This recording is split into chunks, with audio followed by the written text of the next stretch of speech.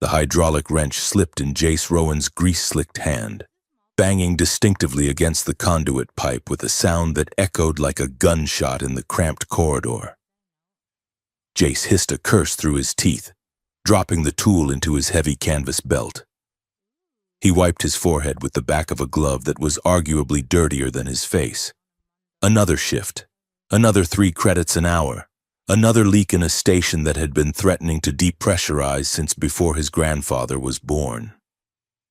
Station Theta 9 was a rust bucket, a spinning coffin of recycled air and failing gravity plates, orbiting the greatest discovery in the history of 3 sentient species.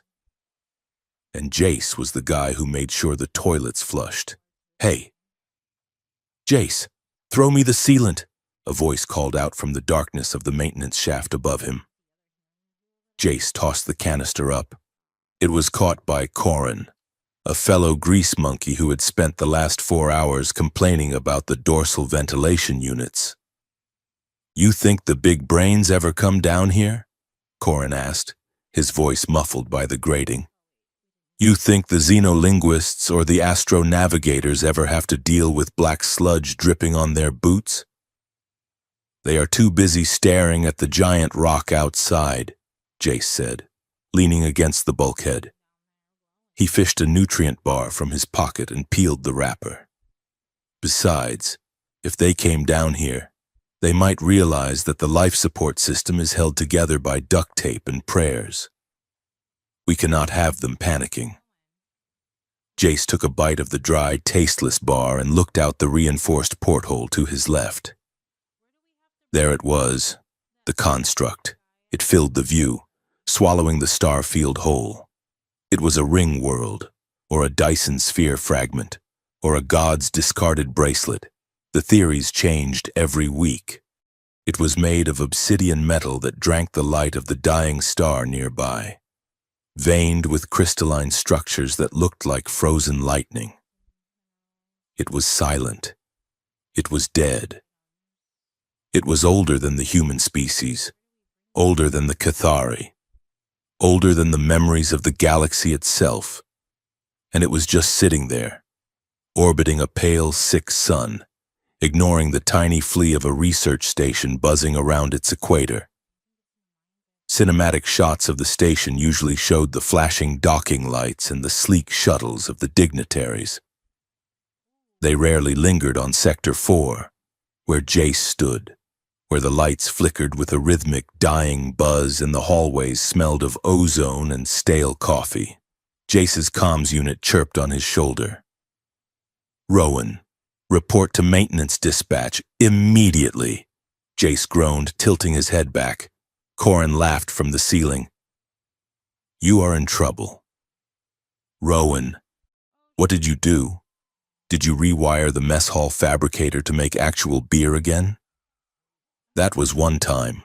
Jace defended himself, pushing off the wall. "And it was good beer." He trudged through the labyrinthine corridors of the station. The floor plating rattled under his magnetic boots. He passed labs where people in pristine white coats argued over holographic charts, ignoring him completely.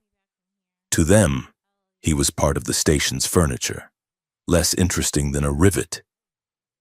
When he arrived at dispatch, the chief was wiping a tablet screen, looking harried. "Halson is out," the chief said without looking up. "Food poisoning, or a hangover. I do not care which. I need a body in the core sector." Jace froze. The core sector was not just another maintenance zone. It was the attachment point, the umbilical cord where the station physically latched onto the alien megastructure.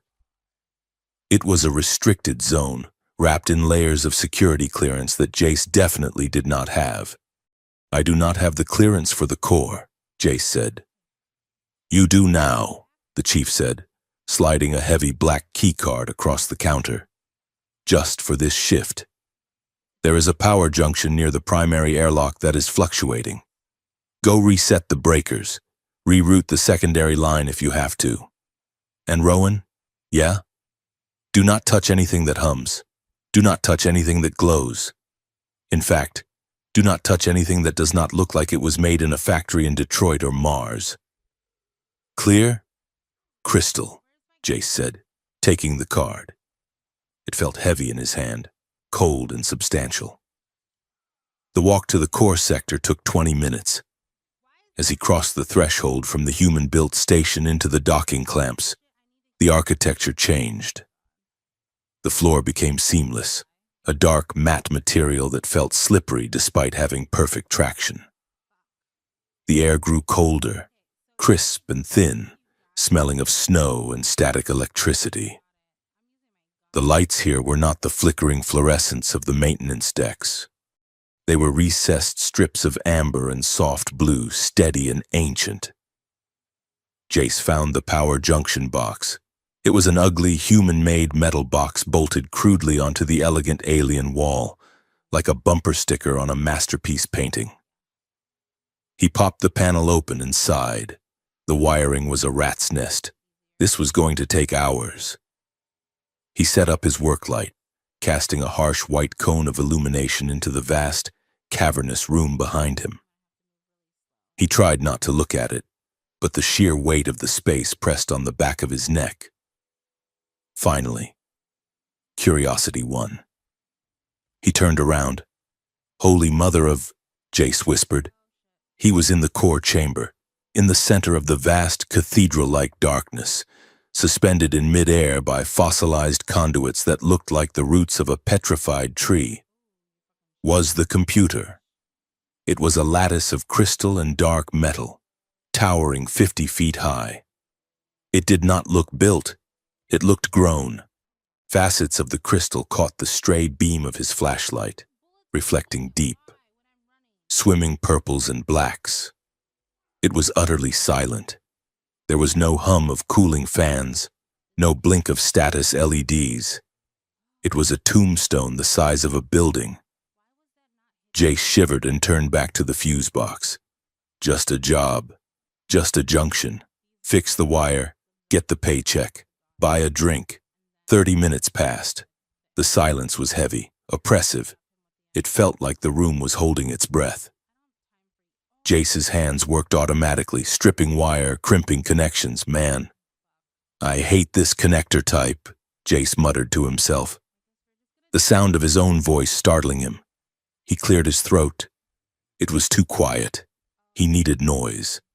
He looked over his shoulder at the giant, silent crystal.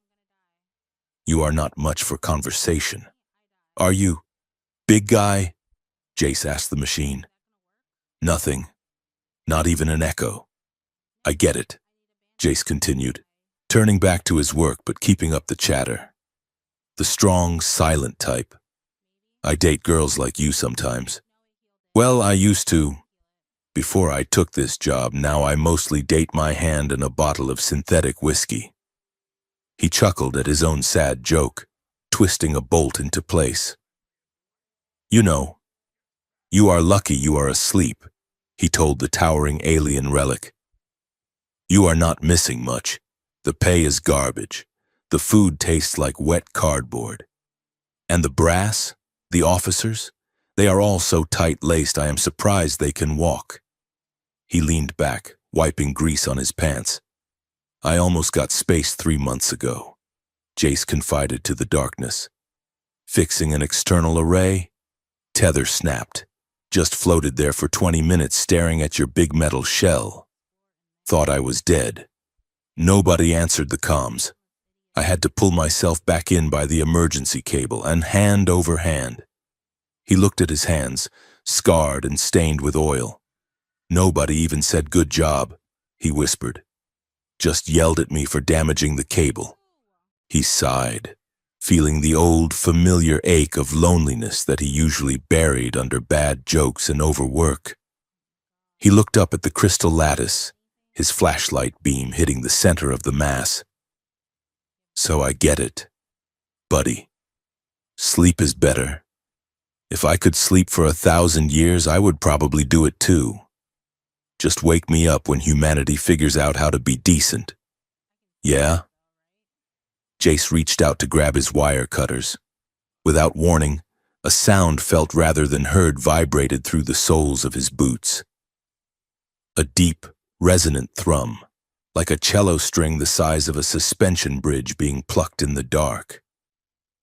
Jace froze. A faint glow, no brighter than a candle, flared deep inside the center of the crystal lattice. The light rippled outward, turning from amber to a shocking, vibrant violet. The floor beneath Jace shuddered. A cloud of dust fell from the high ceiling. Whoa! Whoa! Jace scrambled back, dropping his wrench. It clattered loudly. The vibration intensified.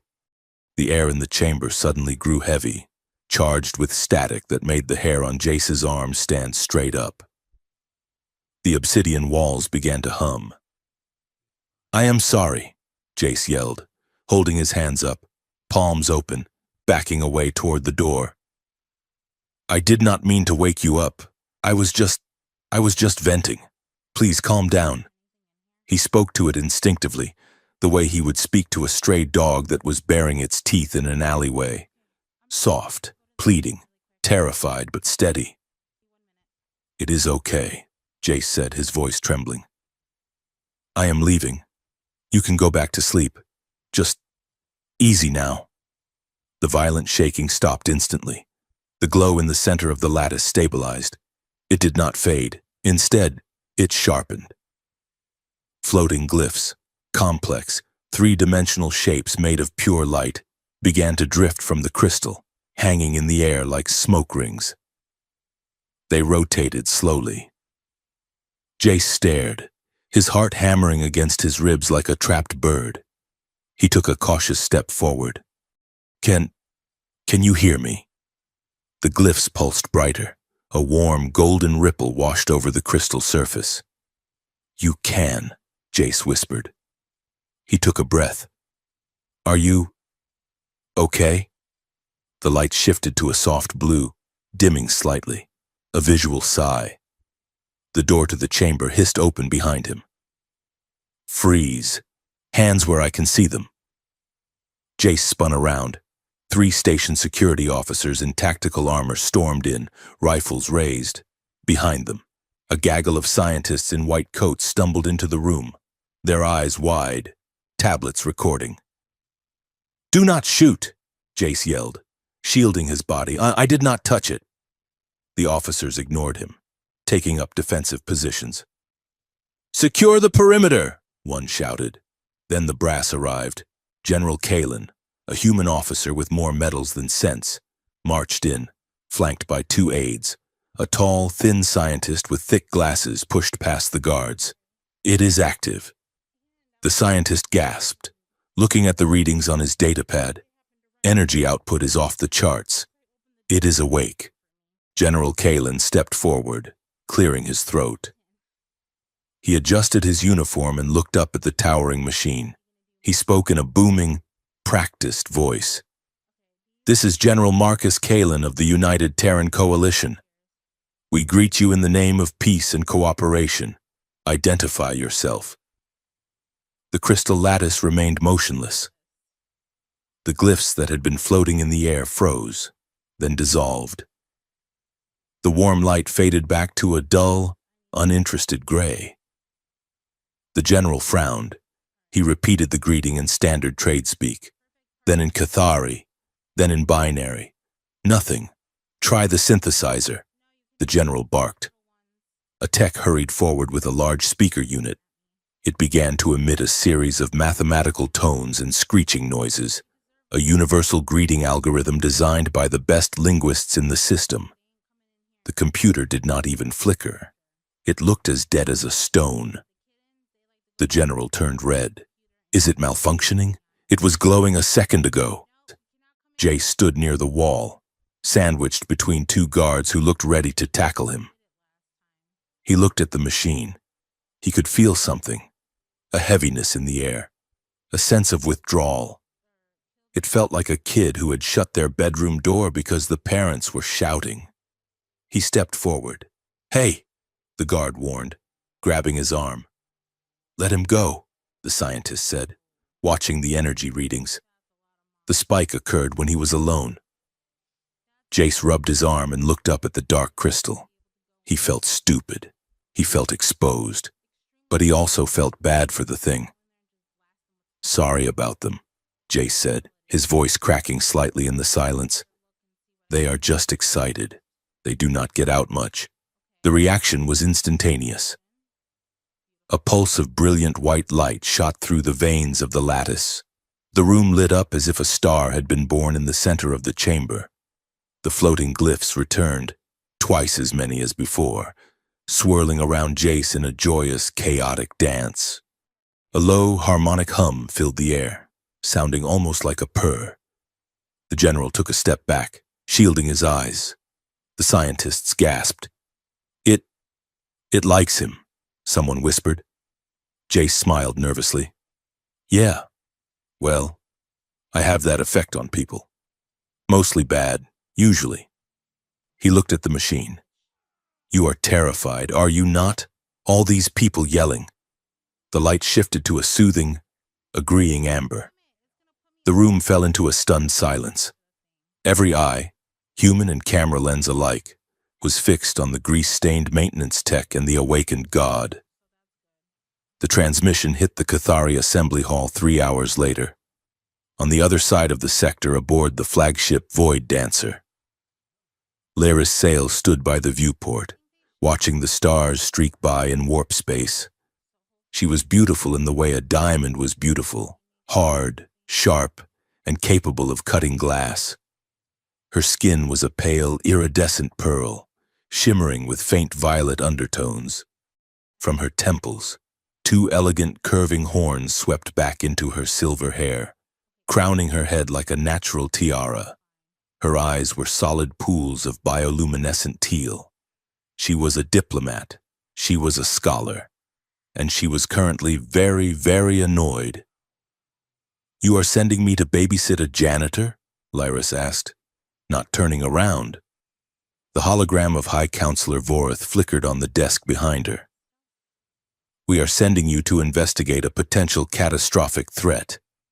Lyris, the construct has awakened, and it appears to have imprinted on a human laborer." "Imprinted," Lyris scoffed, turning to face the image. "It is a machine. Vorith, a sophisticated one. Yes, perhaps the most sophisticated ever found. But it is not a duckling. It does not imprint." "The reports are consistent," Vorith said, his voice grave. "Our linguistic algorithms failed. The Terran High Command failed. The only input the entity accepts is the vocal frequency of one Jace Rowan." Lyris picked up the dossier on the desk.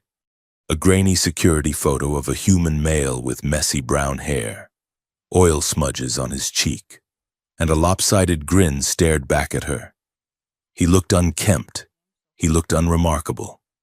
"He is a maintenance technician level 4, Lyris read, her tone dripping with aristocratic disdain. "He fixes toilets and air recyclers. He has a record for insubordination and petty gambling." "And you believe the legacy of the progenitors is talking to him?" "I believe we cannot afford to be wrong," Vorith replied. "If the humans control the construct, the balance of power shifts. If this Jace Rowan can command it, he is the most dangerous being in the galaxy." Lyris dropped the file. "Your orders? Confirm the machine's capabilities, establish communication, and Lyris?" She waited. "Ensure that the human government cannot weaponize this asset, by any means necessary." The line went dead. Lyris looked at the dark screen for a moment, then back at the picture of Jace Rowan. By any means necessary. She knew exactly what those soft diplomatic words meant in the language of shadows. "Pilot," she said, her voice cool and smooth. "Increase speed to maximum. I want to be at Station Theta 9 within the hour." Jace was in decontamination when she arrived. They had stripped him of his work suit and shoved him through the chemical showers, claiming it was protocol. But Jace knew it was because he smelled like engine grease and sweat. He was standing in a standard-issue gray jumpsuit that was 2 sizes too small, trying to dry his hair with a towel that felt like sandpaper. When the door hissed open, Lyris Sale stepped in. Jace stopped toweling. He had seen Cathari before, mostly on the news feeds or from a distance at the spaceports. But he had never been this close to one. She was taller than him, slender but moving with a lethal sort of grace, like a jungle cat stalking prey. Her robes were woven from some fabric that seemed to ripple like liquid mercury, and her eyes, they were bright enough to read by. Jace dropped the towel. It landed on his foot. "Oh, hi," he said, scrambling to pick it up. Lyris stopped 3 paces from him. She did not blink. She looked him up and down, cataloging every detail, the nervous twitch in his hands, the way he stood with his weight on one leg, the genuine confusion in his face. "You are the anomaly," she stated. Her voice was melodic, beautiful, and utterly devoid of warmth. "I am Jace," he said, straightening up. "Jace Rowan. And you are very shiny." He cringed immediately.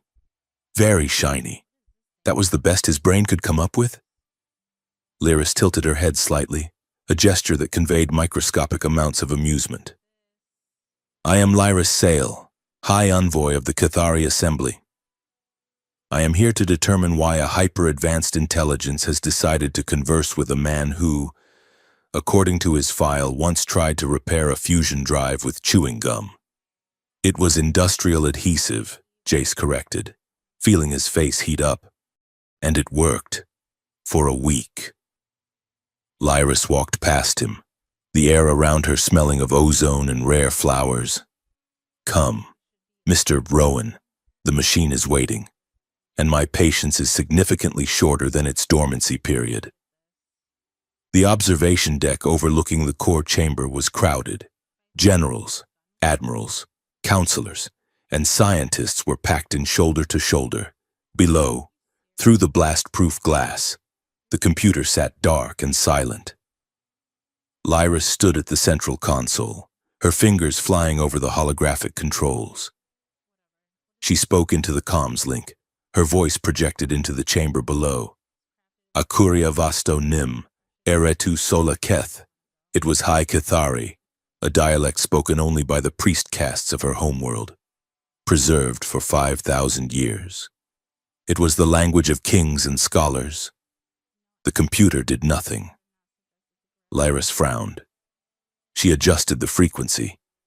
She tried again, reciting a mathematical proof that was considered the foundation of universal logic. The computer remained a rock. She let out a frustrated breath, her composure cracking just a fraction. She looked at Jace, who was sitting on a swivel chair in the corner of the control room, spinning slowly back and forth. "Mr. Rowan," Lyris said sharply, "if you would be so kind." Jace stopped spinning. "Do I have to use the microphone? It feels weird, like I am ordering fast food." "Just speak to it," Lyris commanded. Jace leaned forward toward the glass. He pressed the button. "Hey, it is me again. I brought friends. Sorry they are so loud. Below, inside the sealed chamber." The reaction was instantaneous. The crystal erupted with light. It pulsed a deep, welcoming crimson, then shifted to a happy, vibrant teal that matched Lyris's eyes. Streams of light raced through the conduits, illuminating the entire hall. The glyphs returned, forming a complex, rotating ring that seemed to face the observation window directly. Jace smiled. "See, he is just shy." Lyris stared down at the display. Her instruments were screaming. The data flow coming from the machine was dense, encrypted, and massive. It was not just lights. It was a language that was being poured out solely because this disheveled human had asked it to show something. She looked at Jace. He was not looking at the data. He was waving at the machine through the glass, a goofy, genuine smile on his face. And the machine, the ancient, terrifying weapon of a lost age, pulsed a light back at him in perfect rhythm. Blink, blink. The silence in the room was broken by the head researcher, Dr. Eris. He was staring at his monitor, his face pale. The ancient computer woke after millennia. Eris murmured, his voice trembling as the recording captured the moment for history. It only responded to the human's voice. General Kalen slammed his fist on the console. I want that man in a secure holding cell. He is a national security asset as of this moment. No, Lyris said, her voice cutting through the general's bluster like a razor. Everyone turned to her. If you lock him up, General, the machine goes dark. You saw the readings. It responds to his emotional state. If he is distressed, the machine withdraws. If you want this technology, Mr. Rowan must remain comfortable. She looked at Jace. He looked back at her, his eyes wide, realizing suddenly that the fun was over. He was in deep water, and he did not know how to swim. I will take point on the interrogation and testing, Lyris declared. The Cathari have the historical context for this technology.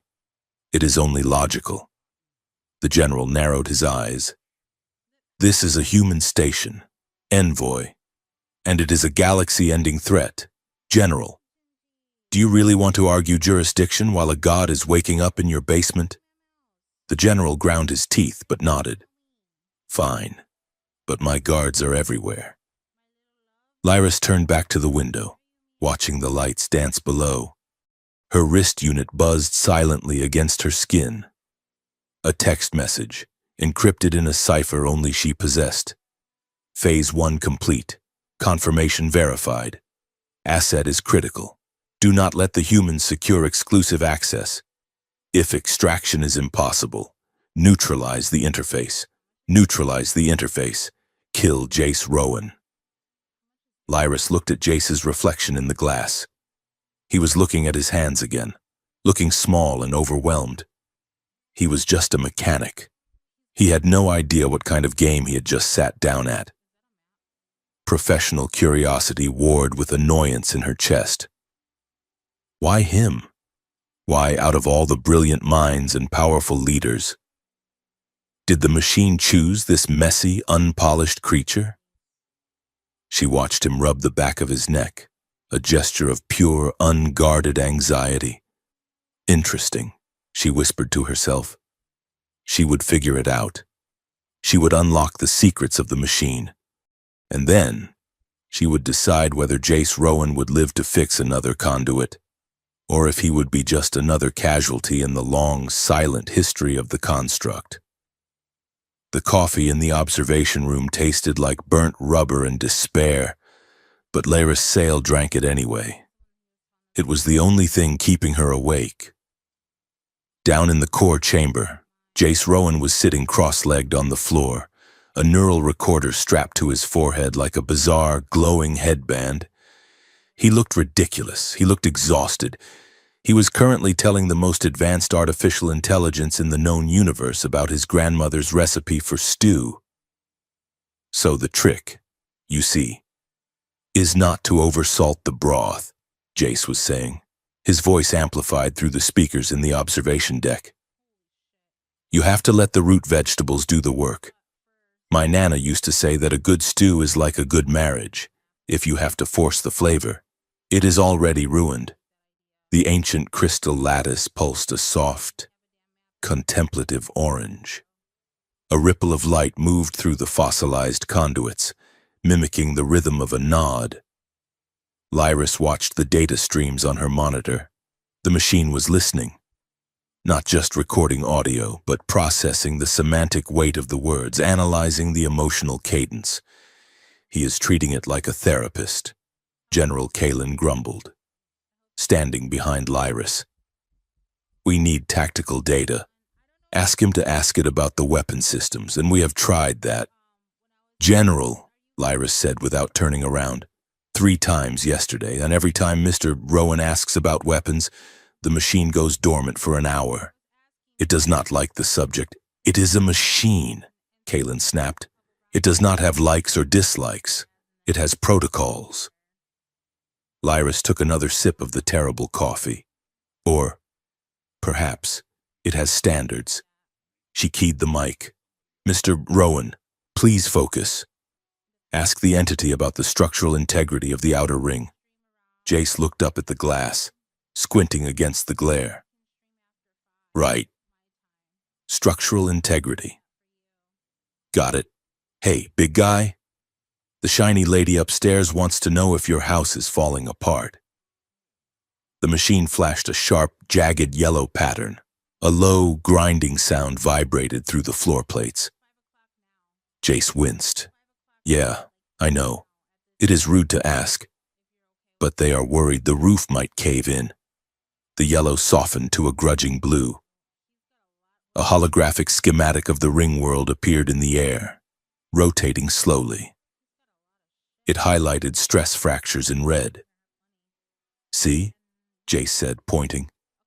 It is a fix-upper, just like this station. Lyris zoomed in on the schematic. The detail was incredible.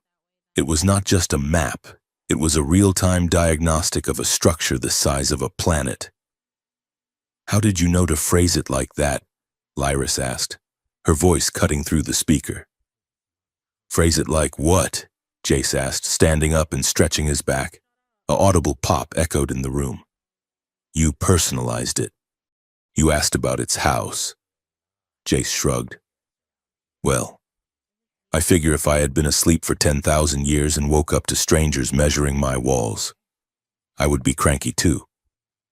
It is just politeness. Lyris leaned back in her chair. Politeness? The concept was absurd, and yet, the data was flowing. During the break, Lyris found Jace in the small kitchenette attached to the lab. He was trying to wrestle a packet of dried fruit from the dispenser. You talk to it as if it were a pet, Lyris said, leaning against the doorframe. Or a child. Jace jumped, dropping the packet. He spun around, looking guilty. I talk to it like it is listening, he said, bending down to retrieve his snack. Because it is? It is a complex series of algorithms, Lyris corrected, walking over to the water cooler. It mimics social cues to facilitate interface. You are anthropomorphizing. It is a common human trait. You pack bond with everything. Robots, ships, even rocks if they are shaped funny. Jace tore open the bag. Is that a bad thing? It is imprecise, Lyris said. It leads to errors in judgment. You assume the machine feels.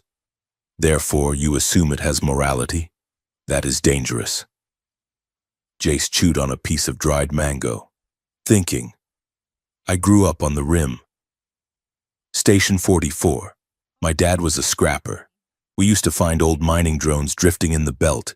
Some of them had been out there alone for 50 years. Their logic cores get weird. They develop quirks. You learn pretty fast that if you treat a machine like a hammer, it breaks. If you treat it like a partner, it works. He looked at her, his eyes surprisingly serious. This thing, it is not just a computer. Lyris, I can feel it. When the lights change, it is like walking into a room and knowing someone has been crying, even if their face is dry. It is lonely. Lyris stared at him. For a moment, she saw the boy he must have been, sitting in a scrapyard talking to broken drones. It was pathetic. It was fascinating. The alert on her datapad chimed. Break time is over, she said, masking her thoughts. The general wants another session. Try not to discuss your grandmother's cooking this time. The afternoon session went wrong immediately. They were trying to map the stellar charts in the machine's memory. Lyris had given Jace a list of coordinates to read. Sector 7, Quadrant Alpha, Jace read from the tablet.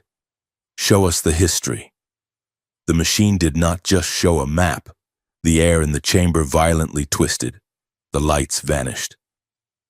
Suddenly, Jace was not in the room anymore.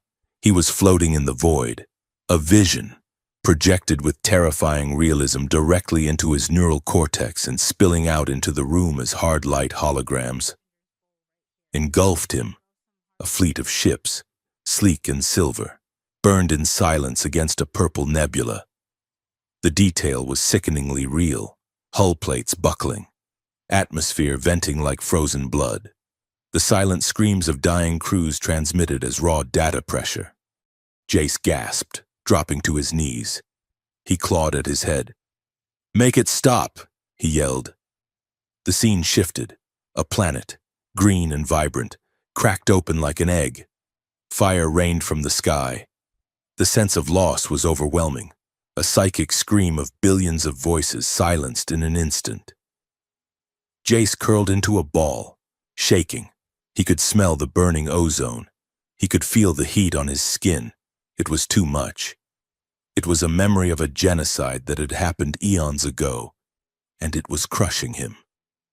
"Cut the feed," Lyris shouted, slamming her hand on the override. The general grabbed her wrist. "No, keep it running. This is tactical history. We need to see the weapons." "He is going into shock," Lyris snarled. She ripped her arm free and punched the emergency isolation button. The connection severed. The holograms shattered into static. The room went dark again. Lyris was out the door before the general could stop her. She sprinted down the stairs and burst into the core chamber. Jace was lying on the floor, shivering, his skin pale and clammy. He was muttering nonsense, his eyes wide and unseeing. "Jace!" Lyris knelt beside him. She grabbed his shoulders. "Look at me." He blinked, his eyes focusing slowly on her face. Her bioluminescent eyes were glowing brightly in the dim room, two anchors in the dark. "I saw them," he whispered, his teeth chattering. They burned everything." "It was a simulation," Lyris said, her voice firm but surprisingly gentle. "It is over. You are here. You are safe." She helped him sit up. He was heavy, dead weight against her. She put an arm around his waist to hoist him onto the nearby bench.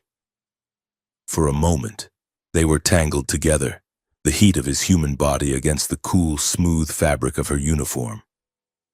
She could smell the fear on him, sharp and metallic. She kept her hand on his back, rubbing small circles, a soothing gesture she had seen human mothers use. She told herself it was just to stabilize his heart rate, just variable control. He leaned into her, his head dropping onto her shoulder. He was shaking less now. "Why did it show me that?" he murmured. "Because you asked for history," Lyris said softly, "and history is rarely clean." They sat there for a long minute. The silence of the machine was different now, not empty but apologetic. The lights pulsed a dim, regretful gray. "You smell nice," Jace said, his voice slurred with exhaustion. "Like electric flowers." Lyris stiffened. She should push him away. She should reprimand him for impropriety. Instead, she shifted slightly so he was more comfortable. "It is the scented oils we use for meditation," she said, her tone dry. "Do not get used to it." Jace let out a weak laugh. He looked up at her, his face inches from hers. "Hey, Lyris? Yes? In that vision, I saw people, Cathari people, but they looked different." "Different how?" "They were wearing these giant hats, like massive crystals on their heads. And their robes had these huge shoulder pads, like they were trying to smuggle melons." Lyris blinked. "Shoulder pads?" "Yeah." It looked ridiculous. Like a disco ball had a baby with a linebacker. A laugh bubbled up in Lyris's throat before she could stop it. It was a sharp, musical sound, startling in the quiet room. "That is the Imperial era fashion," she admitted, a smile tugging at the corner of her mouth. "It is considered the height of our cultural aesthetic." "It looked like they were wearing furniture," Jace mumbled, grinning sleepily. Lyris shook her head, the ice in her chest melting just a little. You are impossible, Rowan. She stood up, helping him steady himself. But for a second, her hand lingered on his arm. She felt a strange, fierce urge to stand between him and the generals upstairs. To keep the world from breaking him just to see how he worked. While Jace slept in the infirmary, the military tried their own methods. Lyris watched the security feed from her quarters. General Kalen had brought in a team of audio engineers. They had a synthesizer rack the size of a wall. They played a recording of Jace's voice. Hey, big guy, wake up. The computer sat silent. They modulated the pitch. They adjusted the resonance. They used a clone-grown vocal cord assembly in a jar, pumping air through it to mechanically reproduce the exact sound waves of Jace Rowan's larynx. Hey, big guy, wake up. Nothing. The machine looked bored. If a giant crystal could look bored, this one did. It was almost insulting.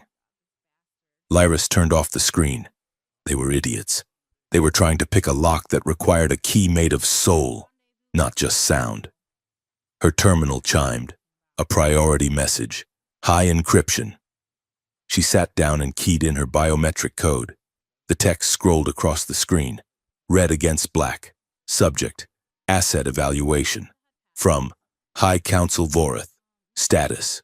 Urgent. Observation reports indicate the human Rowan is becoming the primary interface bottleneck. The construct refuses all other inputs. This creates an unacceptable dependency.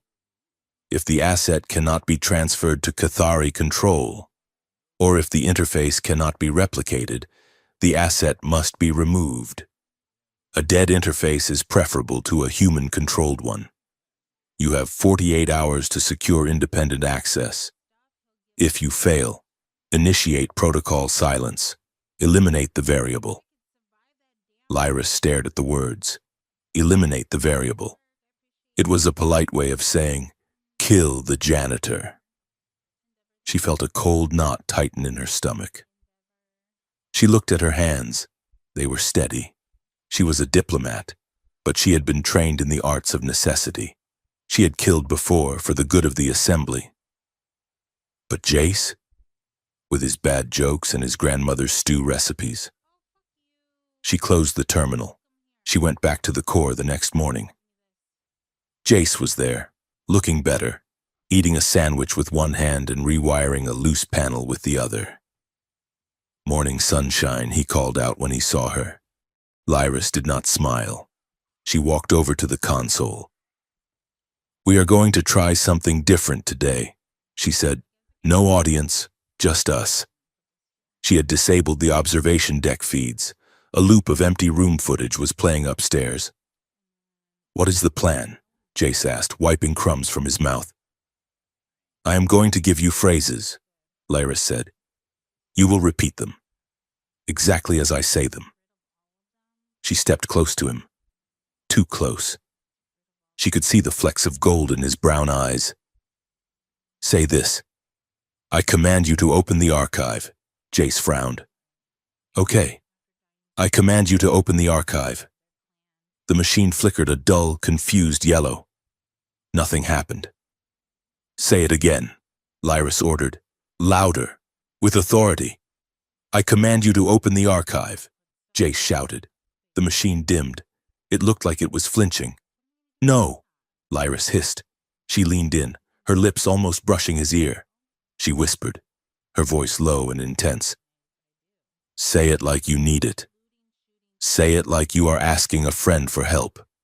Jace shivered at the proximity. He swallowed hard. He looked at the machine. Hey, he said softly. Can you show us the archive? Please? The room exploded with light. Blue, gold, violet.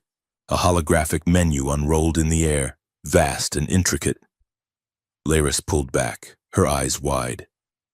It is not the words, she whispered. It is the intent.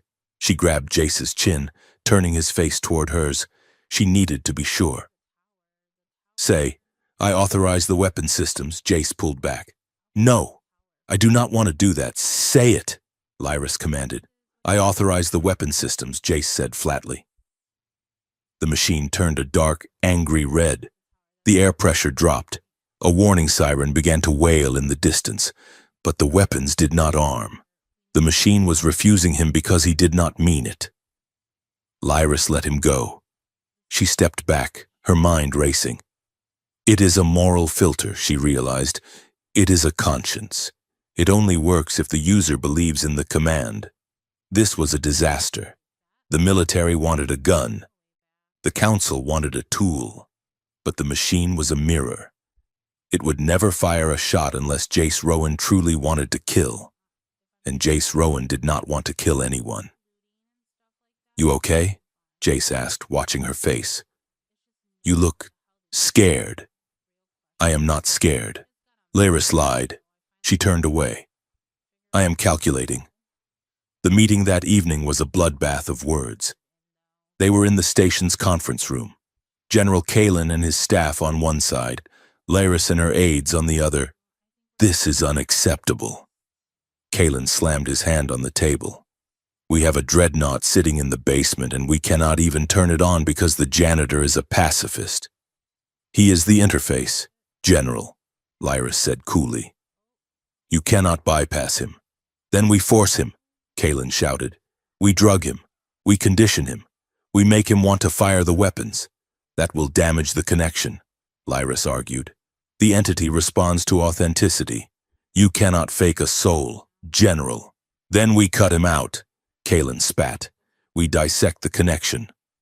We find out how it works and we build a bypass.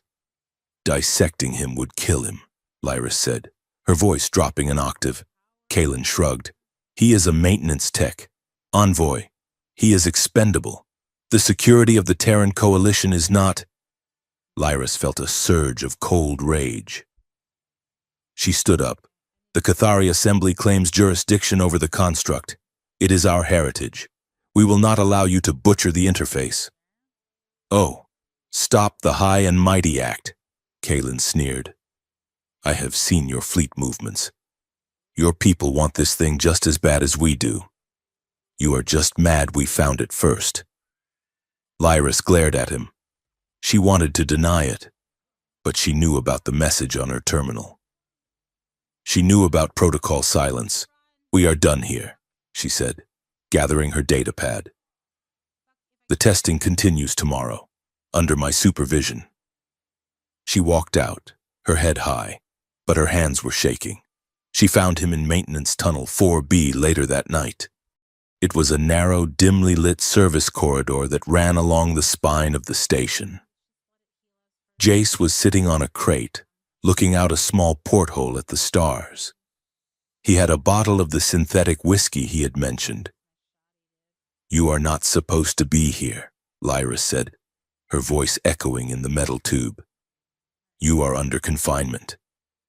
Jace did not turn around. I picked the lock. It was a digital lock. I asked the door nicely to open. It did. He took a swig of the bottle. So, are they going to slice my brain up? He asked. Lyris walked over and stood next to him. Who told you that? I heard the guards talking. Expendable. That is the word they used. Jace looked up at her.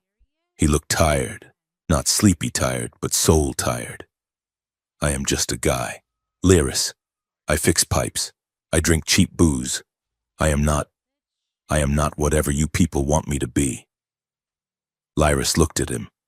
The dim light of the corridor softened the sharp angles of her face. She sat down on the crate next to him. It was a tight fit. Their shoulders brushed. They want a weapon, she said quietly. Both of them. My people too. Jace offered her the bottle. She hesitated, then took it. She wiped the rim and took a small sip. It burned like acid fuel. She coughed. That is terrible. It grows on you. Jace grinned weakly. He leaned back against the wall, his head thumping softly against the metal. It talks to me. You know, he whispered, not in words, but feelings. It is scared. Lyris, it remembers doing something horrible a long time ago. And it is terrified that you guys are going to make it do it again. He looked at her, his eyes searching hers. And I am scared too. Because when I am plugged in, I feel what it feels. And I do not want to hurt anyone. Lyris looked at the bottle in her hands. She thought about her orders. Eliminate the variable. If she killed him right now, it would be easy. A quick injection, an accident. The machine would go dormant. The threat would be neutralized. She would be a hero to her people. She looked at Jace, at the grease stain on his collar, at the vulnerability in his eyes. My ancestors built that machine, she said, her voice barely audible. They built it to be a judge. But they forgot that judgment without mercy is just cruelty. She turned to him. Their faces were inches apart in the gloom. I do not want you to be a weapon either. Jace. The air between them changed. It grew thick, charged with something that wasn't politics or war. Jace's gaze dropped to her lips, then back up to her eyes. He looked like he wanted to ask a question he didn't have the words for. Lyris felt her heart rate spike. She should pull away. She was high caste. He was a human laborer. This was biological nonsense. But she didn't move. She leaned in, just a millimeter. Jace's hand moved, hesitating, then covering hers where it rested on the crate. His skin was rough, warm, alive. Lyris, he started. Boom! The explosion rocked the station like a toy boat in a storm. Jace and Lyris were thrown off the crate, tangling together on the metal floor.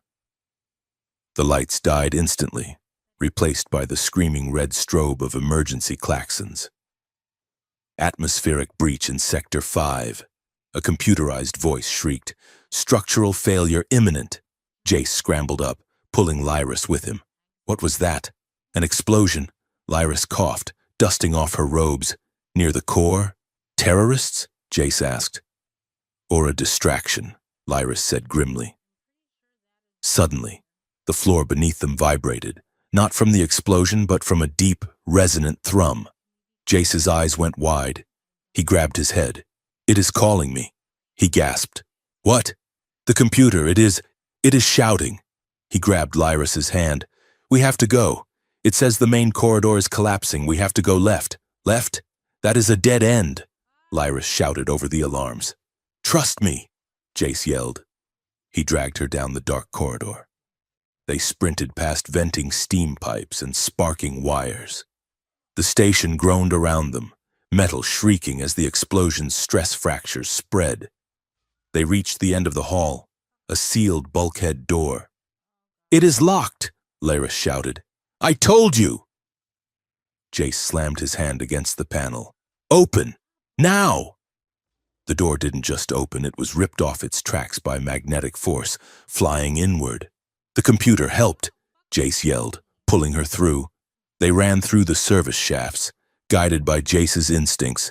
Every time they hit a junction, Jace would pivot without hesitation.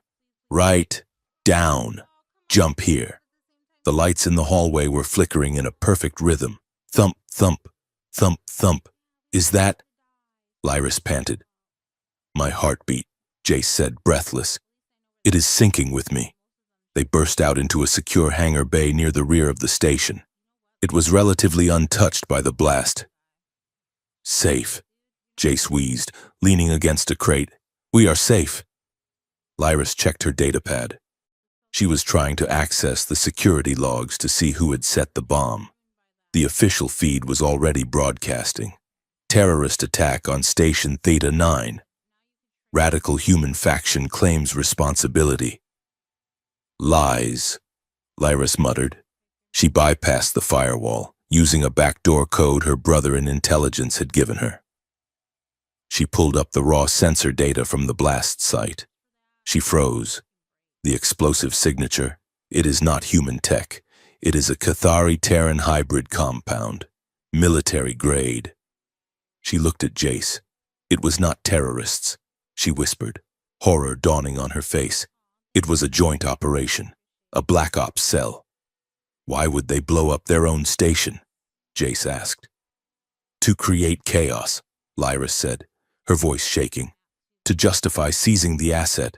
To kill the witnesses. She looked at Jace. To kill you. The realization hit them both at the same time.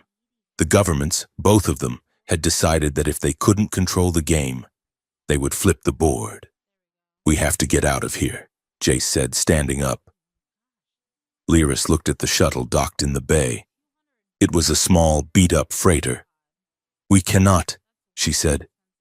They will shoot us down. Jace looked at the ceiling, as if looking through the hull at the silent giant outside. No, they won't, he said, a strange, fierce light in his eyes. My friend won't let them. He offered her his hand. Come on, Lyris. Let's go steal a spaceship. Lyris looked at his hand. Then she looked at the burning station behind them. She thought of the council. She thought of her orders. Eliminate the variable. She took Jace's hand. Let's go, she said.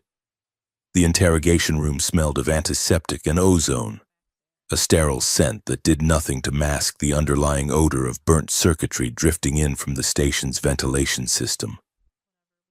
Jace Rowan sat in a chair bolted to the floor, his hands cuffed to the table. The metal bit into his wrists, but it was the glare of the overhead light that hurt more. General Kalen paced in front of him, a data pad in his hand. It is a simple statement. Rowan, Kalen said, his voice tight with controlled fury. You were working on a pressure valve in Sector 5. You made an error in judgment.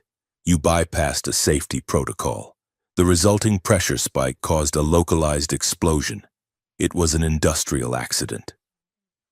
Jace looked up, blinking against the harsh light. That is a lie. It is the truth we are going with, Kalen snapped. It was a bomb, Jace said, his voice shaking but his jaw set. I saw the blast pattern. I smelled the explosive residue. It was military grade. Someone tried to blow the core. Kalen leaned down, placing his hands flat on the table. His face was inches from Jace's. Do you have any idea what happens to maintenance techs who accuse the Coalition Intelligence Directorate of Black Flag operations? They disappear. Rowan. They get reassigned to ice haulers in the Kuiper Belt, or they have unfortunate airlock malfunctions. Jace swallowed hard. He was terrified. His heart was hammering against his ribs like a trapped bird. But beneath the fear, there was a hard, stubborn kernel of anger. He had spent his whole life being told to shut up, to fix the pipes, to look the other way. I am not signing it, Jace said. Kalen straightened up, sneering. You are emotionally compromised. The interface with the artifact has scrambled your brains. You are delusional. The general turned to the one-way mirror on the wall. Get the medic. Sedate him. We will get the signature when he wakes up drooling. Kalen turned to leave. He reached for the door handle. It did not move. Kalen frowned and rattled the handle. It was locked. He swiped his clearance card. The reader flashed red. Open the door! Kalen shouted at the mirror. The intercom crackled. We are trying. General, the system is locking us out. It says the room is under quarantine for general stupidity. Jace let out a snort of laughter before he could stop himself. Kalen spun around, his face purple. What did you do? Me? Jace raised his cuffed hands. I am tied to a table, genius. Suddenly, the lights in the room flickered. The harsh white glare softened to a warm, comforting amber, the exact shade of the ancient computer's resting state. The cuffs on Jace's wrists clicked and sprang open. The heavy steel door to the corridor slid open with a smooth hiss. General Kalen stared at the open door, then at Jace. The elevator outside dinged. The doors opened, revealing an empty car waiting. Jace rubbed his wrists. He looked at the general. "I think my ride is here," Jace said. "And I think you should probably stay in here until you figure out how to tell the truth." He bolted. Kalen lunged for him, but the door slammed shut in his face, locking instantly with the heavy thud of magnetic bolts. 2 levels up, in the Cathari diplomatic wing, the atmosphere was quieter but infinitely more dangerous. Lyris Sael stood before a tall, shadowed figure. High Intelligence Officer Valak did not shout. He did not pace. He sat behind a desk of polished black glass, tapping a long, clawed finger against the surface. "The explosion was a clumsy attempt," Valak said, his voice like dry leaves skittering on pavement. "But it served a purpose. It destabilized the human claim." "They know it was not an accident," Lyris said, keeping her face perfectly smooth. "Rowan knows. Rowan is a temporary inconvenience." Valak dismissed. "The council has grown impatient. Lyris, the construct is waking up. We cannot allow the humans to integrate with it. If they gain access to the weapon systems, Cathari sovereignty ends." He slid a small, silver device across the desk. It was a neurotoxin injector, elegant and undetectable. "Your orders remain standing," Valak said softly. "Secure the asset. If the asset cannot be secured, deny it to the enemy." Lyris looked at the device. It glittered under the low lights. "Eliminate the variable. Kill Jace." "And the station?" Lyris asked. "Collateral damage is acceptable," Valak replied. Lyris picked up the injector. It was cold to the touch. She slipped it into her sleeve. "I understand," she said. "Do not fail us." "Lyris," Valak said, his eyes narrowing, "you have spent much time with the human. Do not mistake a variable for a person." "I know my duty," Lyris said. She turned and walked out. Her stride was measured, her expression calm. But inside, her stomach was twisting into knots. She could still feel the phantom warmth of Jace's hand on hers in the dark corridor, just before the world exploded. They met in a service junction near the core sector. Jace was panting, looking over his shoulder.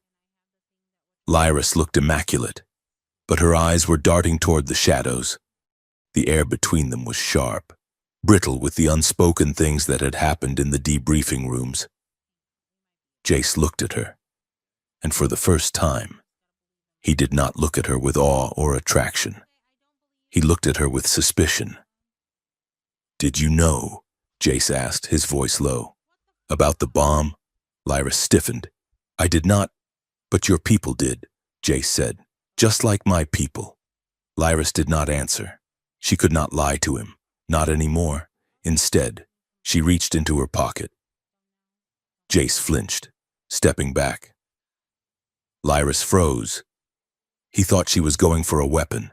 He thought she was going to kill him. The realization hurt more than she expected.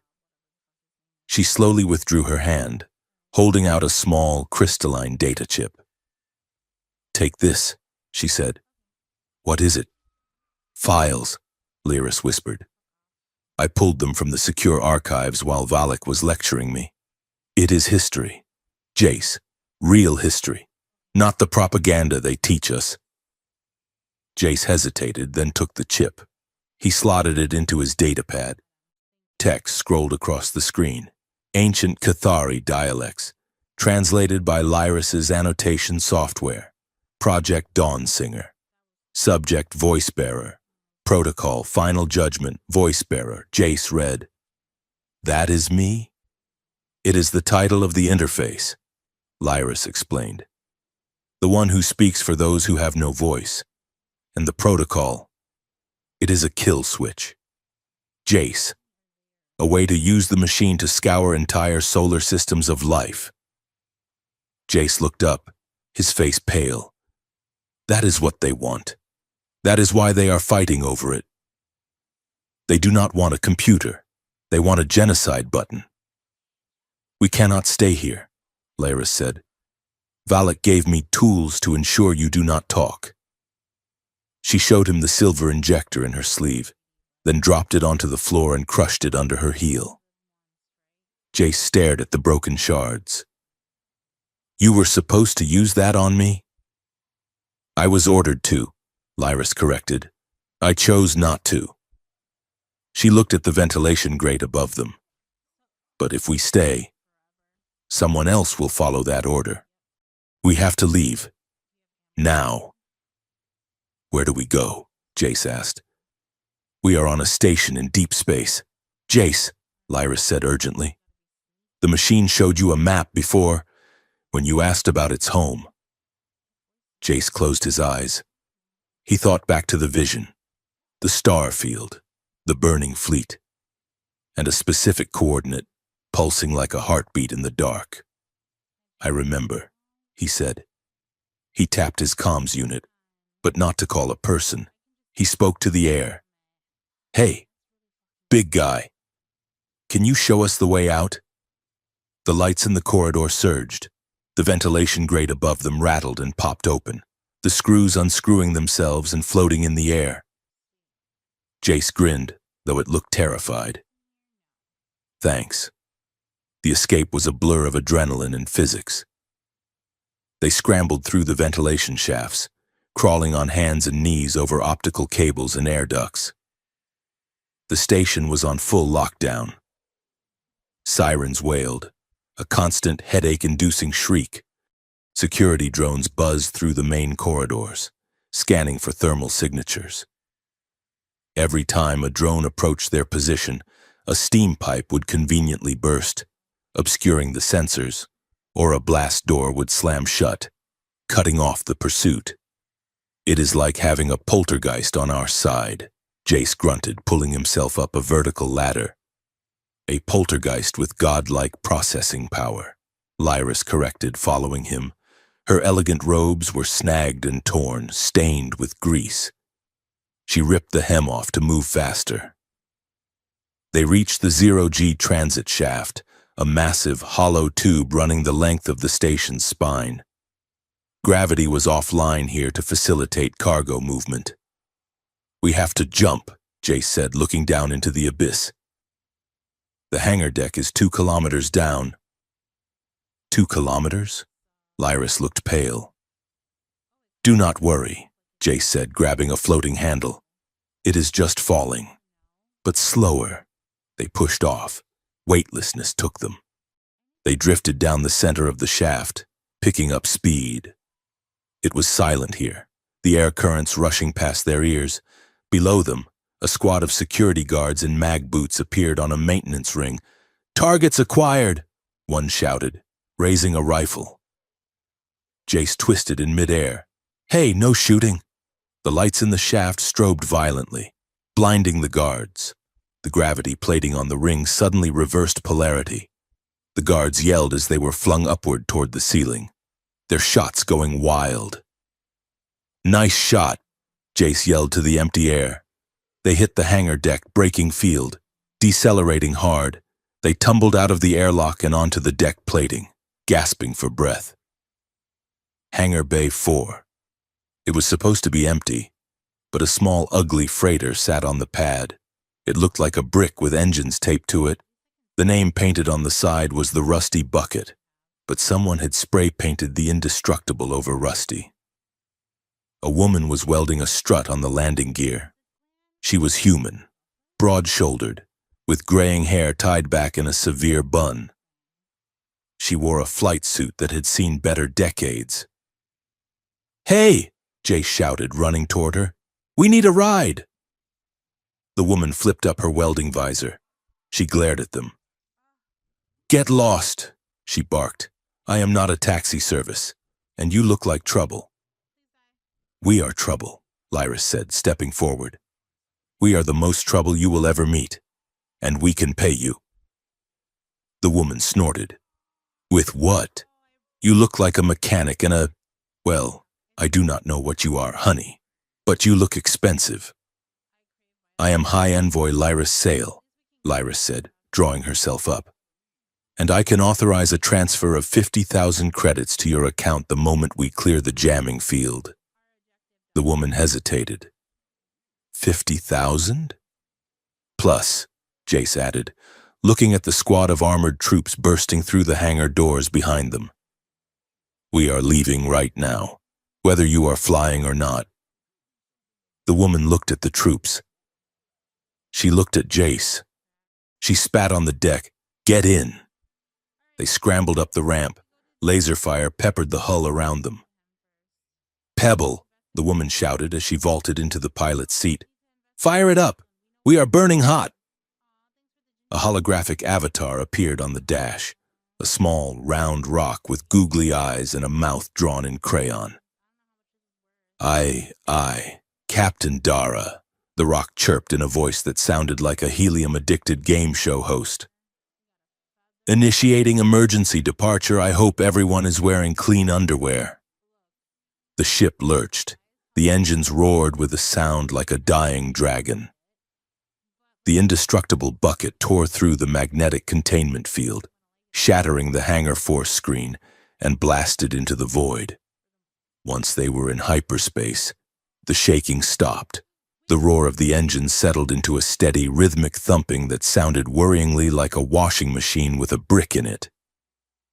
Dara, the pilot, spun her chair around. She had a heavy pistol on her hip. All right, she said, crossing her arms. Who are you people, and why did half the station security force just try to turn my ship into Swiss cheese? Before Jace could answer, the comms unit lit up. Override signal, Pebble chirped. Priority 1 broadcast.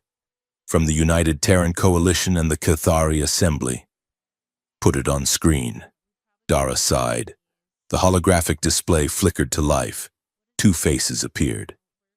General Kalen and Counselor Vorith, citizens of the Alliance. Kalen began, his face grave.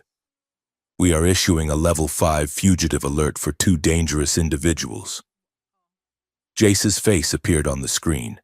It was his ID photo, looking stunned and disheveled. Jace Rowan, Kalen said, wanted for sabotage, terrorism, and the murder of 12 station personnel during the bombing of Station Theta 9. Jace's jaw dropped. Murder? I did not kill anyone. And his accomplice, Vorith continued, his voice smooth as oil. Former envoy Lyris Sale, wanted for high treason, theft of classified intelligence, and conspiracy against the Assembly. Lyris's face appeared, looking regal and cold. A bounty of 1 million credits is placed on their heads. Kalen finished. Dead or alive. They are considered armed and extremely dangerous. The transmission ended. Silence filled the cockpit. Dara looked at the screen. She looked at Jace. She looked at Lyris. 1 million credits. Dara whistled slowly. That is a lot of money. Jace backed up slowly, his hand drifting toward the heavy wrench on his belt. Lyris tensed, her eyes glowing brighter. Dara looked at them, then burst out laughing, a dry, rasping sound. Terrorists? You two? Dara shook her head. Kid, you look like you apologize to doors when you walk into them. And her? She looks like she's about to faint because my ship smells like old socks. She leaned back. I was in the Navy for 20 years, she said, her smile fading. I know a cover-up when I see one. You did not blow up that station. No, Jace said. We did not. Dara nodded. Good, because I hate the government, and I really need that 50,000 credits. She turned back to the console. Pebble, plot a course for the outer rim. We need to vanish. You got it, boss, Pebble said, setting course for middle of nowhere.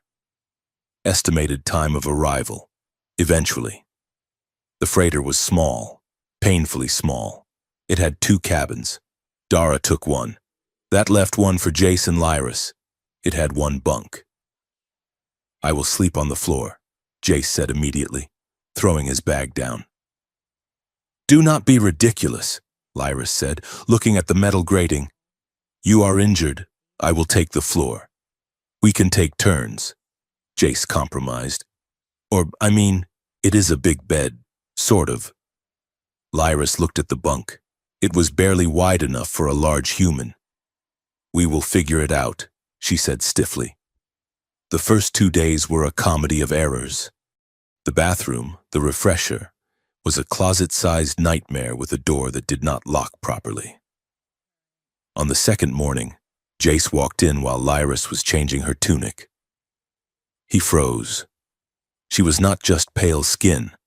Her back was covered in faint bioluminescent markings that swirled like galaxies. They pulsed with her heartbeat. Jace yelped, covering his eyes and spinning around, slamming his face into the doorframe. I am sorry. I knocked. The door just opened. Get out, Lyris shouted, throwing a boot at him. Later, in the galley. Things were still tense. Jace was eating a nutrient pack, staring at the table. Lyris walked in. She was wearing a loose flight suit Dara had lent her. It was too big, swallowing her elegant frame. Jace looked up. He caught himself staring at her horns, the delicate ivory curves rising from her silver hair. He had always wondered what they felt like. Were they bone? Crystal? Lyris caught him staring. She flushed a deep violet. Stop staring at my crowns, she snapped. I was just looking. Jace defended. They are cool. In Cathari culture, Lyris said, her voice tight, staring at a person's crowns is considered an invitation. An invitation for what? Lyris looked away. For mating rituals. Jace choked on his nutrient paste. Oh God, I am sorry, and I was just thinking they looked like marble. Lyris sighed, sitting down opposite him. You are a barbarian. Jace Rowan, I know, Jace said, wiping his mouth, but I am a helpful barbarian. He pushed a cup of coffee toward her. I fixed the fabricator. It makes actual coffee now, not sludge. Lyris took a sip. Her eyes widened. It was hot, rich, and perfect. She looked at him over the rim of the cup. A small, genuine smile touched her lips. It is acceptable, she said. 3 days later, they hit the plasma storm. The ship bucked like a wild animal. Alarms screamed. Gravity generator offline, Pebble announced cheerfully. Everyone grab something or you will become a projectile. Jace and Lyris were in the cargo hold, securing crates. The gravity cut out instantly. Jace floated up, his feet leaving the deck. Whoa! Lyris drifted past him, her hair fanning out like a silver halo in the 0G. She grabbed a cargo strap. Hang on! She yelled. The ship lurched violently. Jace lost his grip on the railing. He tumbled through the air, flailing. Lyris let go of her strap and kicked off the wall, launching herself at him. She collided with him in midair, wrapping her arms around his waist. They spun together, a tangle of limbs and floating fabric. Got you, she gasped. They drifted into the center of the hold, away from the walls. The ship stabilized for a moment, leaving them suspended in the silence of the storm. Jace looked at her. Her face was inches from his. Her eyes were glowing with adrenaline, wide and luminous. Her horns, crowns, shimmered in the dim emergency lighting. Thanks, Jace whispered. He could feel her heart beating against his chest. He could smell that scent of electric flowers again. Lyris did not let go. She looked at his mouth, then up to his eyes. The sarcasm was gone. The political barriers were gone. There was just the heat of two bodies in the cold dark. Jace, she breathed. She leaned in. Jace leaned in. The air between them crackled, more electric than the storm outside. Jace's hand drifted up to touch her face. His thumb brushed her cheekbone. Then Lyris froze. She remembered the weight of the injector in her sleeve. She remembered Valak's voice. Do not mistake a variable for a person. She had been sent to kill him. If she kissed him now, it would be a lie. It would be a betrayal of the trust he was just starting to give her. She pulled back sharply, shoving against his chest. No. She gasped. She kicked off his chest, propelling herself back toward the wall. She grabbed a handle and turned her back to him. Lyris? Jace floated there, confused, his hand still raised. What did I do? Nothing, Lyris said, her voice shaking. Just stay away from me. Jace. Please. Jace watched her, the hurt plain on his face. He grabbed a stanchion and pulled himself down, saying nothing. They traveled in silence after that. Jace spent his time in the cockpit with Dara, fixing subsystems and talking to Pebble. Lyris stayed in the cabin, meditating or pretending to. The computer, the ancient entity, began to bleed through the ship's systems, and it started small. The navigation lights would pulse in time with Jace's breathing. The fabricator would print Jace's favorite snacks without being asked. Then, the whispers started. Jace would be working on a fuse, and he would hear a sound like wind chimes in his ear, a sense of direction. Closer, closer. We are getting near, Jace told Dara on the 5th day. Near where? Dara asked, looking at the star charts. There is nothing out here but dust and old debris fields. This is the dead sector. Keep going, Jace said, pointing to a blank spot on the map. It is there. And then, they saw it. The archive world. It was a gray, desolate sphere, wrapped in a shroud of ash clouds. A ring of shattered debris, ships, satellites, pieces of a moon, orbited it like a graveyard. It looks dead, Dara whispered. It is not dead, Jace said. He was gripping the console, his knuckles white. It is sleeping. He could feel it now. The connection was not just a whisper, it was a roar. It was a chorus of grief, 1,000 voices crying out in silence. He felt a phantom pain in his chest, a deep, crushing sorrow that wasn't his own. Lyris entered the cockpit. She looked at the planet, her face pale. Cathera Prime, she whispered. The first world, the forbidden history. You know this place? Dara asked. It is a myth, Lyris said. They say our ancestors destroyed it in a civil war. They say it is cursed. We are going down, Jace said. Are you crazy? Dara said. Look at that atmosphere. The storms will tear us apart. No, they won't, Jace said. His eyes were glowing faintly, a reflection of the dashboard or something else. He reached out and touched the nav computer. Let me drive, he said. He did not touch the stick. He just laid his hand on the console. Pebble, Jace said softly. Ask the planet to let us in. Requesting permission to land, Pebble chirped. Sending access code. Please do not kill us. The clouds below them swirled. A massive circular eye opened in the storm, a clear path down to the surface. Dara stared. Well, I will be damned. They descended. The ship shuddered as it passed through the cloud layer. Below, the landscape was a ruin of colossal proportions. Cities made of crystal and obsidian lay shattered.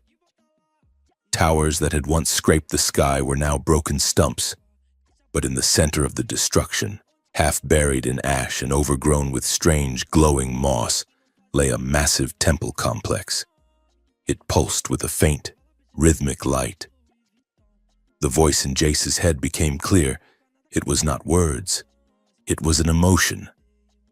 Welcome home, voice bearer. We have missed you, Jace gasped, a tear sliding down his cheek. What is it? Lyris asked, stepping closer to him, her fear forgotten for a moment. It is sad, Jace whispered, his voice trembling. It is so incredibly sad. The ship touched down on a landing platform that cleared itself of dust as they approached. The engines whined down. Silence fell over the cockpit. "We are here," Jace said. He looked at Lyris, and for a moment, the distance between them vanished. They were just two people standing on the edge of a grave, about to ask the ghosts why they died. The airlock of the rusty bucket hissed open, exhaling a puff of recycled ship air into the ancient, dusty atmosphere of the Ketheri archive. Jace Rowan stepped onto the landing platform, his boots crunching on stone that had not felt a footfall in 10,000 years. The scale of the place was crushing. The temple complex was not built, it was carved from the bones of the planet. Massive columns of black basalt shot upward, disappearing into the swirling ash clouds above. The doors to the archive were 300 feet high, etched with intricate geometric grooves that seemed to shift if you looked at them too long. Jace felt a vibration in his teeth. It was the same hum he had felt in the core chamber, but louder here. It was a song of deep, resonant grief. "It is quiet," Dara said, stepping out behind him, her hand resting on her heavy pistol. "Too quiet. Even the wind sounds dead." "It is waiting," Lyris said. She walked past them, her silver eyes wide, reflecting the gloom. She ran a hand along a fallen pillar. "Look." Bioluminescent moss, electric blue and vibrant violet, grew in the grooves of the stone. It formed patterns, lattices and nodes identical to the structure of the computer they had awakened on the station. The moss pulsed slowly, a biological echo of the machine's heartbeat. Pebble, the drone, hovered nervously over Jace's shoulder. "I am detecting significant temporal radiation," the AI chirped. "My internal clock is disagreeing with the universal standard by 3 seconds. Now 4 seconds, boss. Time is leaky here." "Stay close," Jace said. He walked toward the colossal doors. As he approached, he did not look for a handle or a keypad. He simply placed his palm flat against the cold stone. "I am here," he whispered. "We are here." The ground shuddered. Dust cascaded from the lintel high above. With a sound like a mountain cracking, the massive doors began to grind open, sliding into the walls with a deep, tectonic groan. The darkness inside breathed out, stale and cold. They moved deeper into the archive. The main hall was a canyon of shadows, flanked by statues of faceless Kethari robed in crystal armor. The temporal distortions grew worse the further they went. Jace turned to say something to Lyris, but his voice did not come out. He saw her lips move, asking what? And then, 3 seconds later, he heard his own voice echo from the empty air behind him. "Watch your step." He stumbled, disoriented. He looked down at his shadow. It was moving half a second slower than his body, dragging behind him like a reluctant ghost. "Do not trust your eyes," Lyris warned, her voice arriving in a delay, creating a dizzying dissonance. "The archive exists in a pocket of stabilized time. The containment is failing." Then they saw the apparitions, flickering, translucent figures walked through the hall. They were echoes of the past, ancient Kethari scholars in flowing robes, soldiers with jagged crystal spears, humans in primitive flight suits that Jace did not recognize. Dara yelped as a ghost walked straight through her chest. "Cold," she shouted, shivering. It felt like ice water. "They are not here," Jace said, trying to steady his own breathing. "They are just memories." He watched a ghostly Kethari woman kneel by a wall, weeping silently into her hands. The grief on her face was so raw it made Jace's chest ache. He realized he was not just seeing the past, he was feeling the residue of it. They reached the central vault. It was a spherical chamber, vast enough to hold a city block. In the center, rising from a pit of bottomless dark, was a forest of crystal pillars. They were dark, dormant, jagged teeth waiting to bite. Jace stepped onto the causeway. "Okay," he said, his voice trembling slightly. "We made it. Now what?" "Speak to it," Lyris said softly. Jace took a deep breath. "Hey, it is Jace. I brought you home." The reaction was violent. The crystal pillars ignited with blinding white light. A shockwave of energy blasted outward, knocking Dara to her knees and sending pebbles spinning.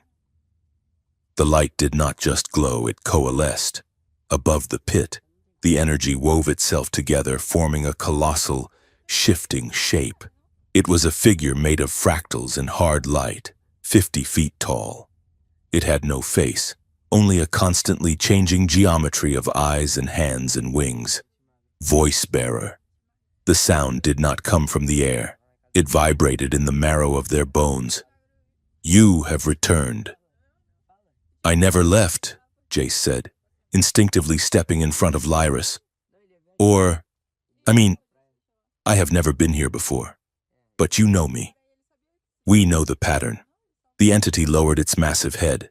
The fractals shifted, showing images in the air, screens of history floating like windows. "We are the judgment." The images showed 1,000 worlds, lush jungles, ice planets, orbital cities. Then, beams of light striking from the sky, continents shattering, oceans boiling. We were created to curate. Lyris gasped. "It is a weapon. It is not a library. It is a weapon. We scan, we analyze, we decide." The voice was flat, devoid of malice, which made it infinitely more terrifying. "If a civilization is worthy, we uplift. If they are flawed, if they are cruel, if they threaten the balance, we reset." Jace watched a hologram of a species that looked like bipedal lizards being vaporized in an instant. "You killed them," Jace whispered. "You killed all of them. We judged them." The light shifted. The images changed. But the judgment was flawed. The criteria were incomplete. A new image formed. A Cathari woman. She looked remarkably like Lyris, the same high cheekbones, the same arch of the crowns. But she wore a white lab coat, stained and torn. She was working frantically on a crystal console, shouting at soldiers who were breaking down the door behind her. "Saria Sale, architect of the second iteration." Lyris stepped forward, her hand covering her mouth. "Saria, that is the matriarch of my line, the one who was erased from the family records." She saw the error. The entity's voice softened, becoming less like a god and more like a mourner. She saw that judgment without empathy as murder. She attempted to rewrite the core, to teach the stone to feel. The image showed the soldiers bursting in. Saria Sale was shot. She fell across the console, her blood seeping into the crystal keys. She died before the work was finished, but the seed was planted. The judgment engine went dormant. We could no longer execute the protocol. We could only scream. The giant figure of light seemed to shudder. For 10,000 years, we have screamed. Jace felt the wave of sorrow hit him again, stronger this time. It nearly brought him to his knees. "And that is why you woke up for me," Jace said, realizing the truth. "Not because I am special, but because I am broken." "The seed requires a key." The entity leaned closer. "The key is not strength. The key is not certainty. The key is doubt. You doubt yourself." "Jace Rowan, you hesitate. You feel the pain of others before you act." The light pulsed warm and gold. "You are the first voice in Millennia that did not command us to kill. You asked us if we were okay." Jace looked at Lyris. She was staring at the image of her ancestor, tears streaming down her face. "You are part of this too," Jace said. "It is your family." She tried to fix it. I did not know," Lyris whispered. "They told us she was a traitor. They told us she tried to destroy the archive. She tried to save the galaxy from us. The entity suddenly stiffened. The warm gold vanished, replaced by a warning crimson. They are coming, the usurpers. New images appeared. Not history this time, but the present. Jace saw General Kalen standing on the bridge of a dreadnought. He saw Counselor Vorith in the Cathari assembly. He heard their voices, stripped from encrypted transmissions. "We will reactivate the judgment protocol," Kalen was saying. "We will target the Outer Rim separatist worlds, a clean sweep, total pacification, and the rival houses." Vorith's voice added, "We will designate them as flawed. The engine will remove them. We will have order." "They are going to use you," Jace said, anger flaring in his chest. "They are going to use you to murder millions. They possess the codes," the entity said, "but they do not possess the voice. They will try to force the lock." Jace looked at the floating map. Red dots were converging on the archive world. "They are already here," Dara said, checking her scanner. "I am picking up multiple warp signatures entering orbit. We have maybe an hour before they start landing troops. We have to stop them," Jace said. "How?" the entity asked. "We are a tool. We cannot act without a hand." Jace turned away from the light, his mind racing. He needed a minute. He needed to breathe. He walked into a side chamber, a smaller alcove where the crystals hummed a low, steady note. He slumped against the wall, sliding down until he hit the floor. He buried his face in his hands. A moment later, he heard soft footsteps. Lyris. She stood in the doorway, silhouetted by the glow of the main vault. "Jace?" "Go away." "Lyris," Jace mumbled. She did not go away.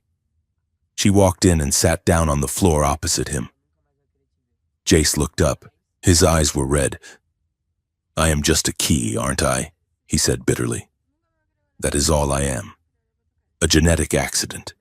A soft-hearted idiot that happens to fit the lock." "You are not an idiot," Lyris said. "I feel like one. I don't know what I thought. That we were friends.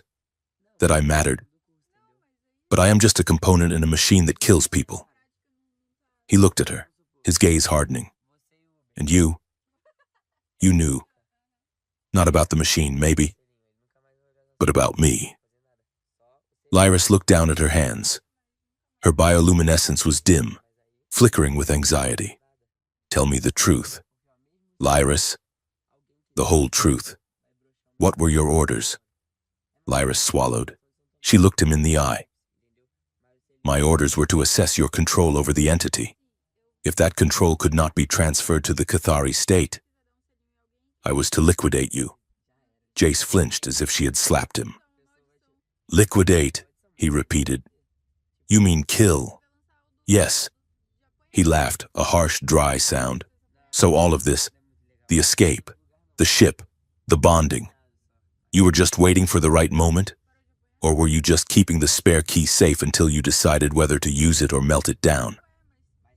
"That is not fair," Lyris said, her voice rising. "Fair?" Jace stood up, pacing the small room. "You are talking about murdering me, Lyris, because I fix pipes and talk to toasters. I did not do it."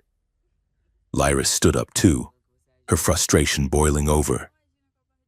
"I had the weapon in my hand. Jace, I had a dozen chances. I could have let you rot in that cell. I could have left you on the station. Then why didn't you?" Jace shouted. "Why are you here?" "Because I care about you," Lyris screamed back. The words echoed in the stone chamber, bouncing off the crystal walls. Silence fell, heavy and thick. Lyris stood there, her chest heaving, her eyes wide. She looked terrified of what she had just admitted. Jace stared at her. His anger was still there, but the shock was cutting through it. "You." "What?" "I was raised to be a weapon too," Lyris said, her voice breaking. "Do you think you are the only one?" From the moment I was born, I was trained to lie, to manipulate, to serve the assembly. Feelings are weakness. Attachment is a liability. That is what I was told. She took a step toward him. But then I met you, and you were so open. You wore your heart on your sleeve like a target. You made jokes when you should have been terrified. You talked to a god like it was a lonely friend. She reached out, her hand hovering near his chest but not touching him. I disobeyed my orders. Jace, for the first time in my life, I became a traitor to my people because the thought of a universe without you in it made me sick. Jace looked at her. He saw the cracks in the perfect diplomat mask. He saw the scared woman underneath, the one who carried the weight of a genocide legacy she never asked for. He felt his own walls crumbling. The feeling of being used was still there, but it was being drowned out by something else, something hotter. You defied the council, he whispered. Screw the council, Lyra said. She closed the distance between them. She looked at him with a hunger that had nothing to do with politics. It was desperate and raw. Jace did not hesitate this time. He reached out and grabbed her waist, pulling her in. When their mouths met, it was not gentle. It was a collision of fear and relief. It was a desperate affirmation that they were alive, that they were here, and that they were choosing this. Lyris made a sound against his lips, a soft keen of need. Her hands tangled in his hair, pulling him closer. Jace walked her backward until her back hit the smooth stone wall. The crystals in the room flared, reacting to the spike in their emotions. The light turned a deep, sultry crimson, casting long shadows across their bodies. Jace pulled back for a second, breathless. Are you sure? He asked, his voice rough. Laris didn't answer with words. She took his hand and placed it on her waist, under the hem of her torn flight suit. Her skin was incredibly warm, fever-hot, where his fingers touched her. The bioluminescent patterns on her skin flared brighter, swirling and dancing in response to his heat. You make me shine, she whispered, wonder in her voice. No one has ever made me shine like that. She pulled him back to her. They sank to the floor, a tangle of limbs and discarded expectations. It was a slow, reverent exploration. Jace's hands, calloused from years of manual labor, traced the elegant alien ridges of her spine. He touched her crowns, expecting them to be cold stone. But they were warm and sensitive, causing her to shiver and arch into him. Lyris touched him with a fascination that bordered on worship. She traced the scars on his arms, the rough stubble on his jaw. To her, he was exotic in his solidity, in his fragile, warm humanity. There was no awkwardness in the differences of their biology, only a fierce curiosity. They fit together in the dark, breaths sinking, hearts hammering a rhythm that the ancient machine outside seemed to hum along with. For 1 hour, in the heart of a dead planet, they were not a fugitive and a diplomat. They were not a key and a killer. They were just Jace and Lyris, seen, chosen, loved, afterward. They lay side by side on the floor, Lyris's head resting on Jace's chest. He had wrapped his jacket around her shoulders. The crystals had dimmed to a soft, sleepy twilight blue. So, Jace said, running his fingers idly through her silver hair, that is what a traitor feels like. Lyris chuckled, a low, throaty sound. If treason feels this good, I should have defected years ago. She traced a pattern on his chest with her finger. We cannot let them have it. Jace, the engine. I know. Jace sighed. He stared up at the ceiling, where ancient murals depicted the judgment.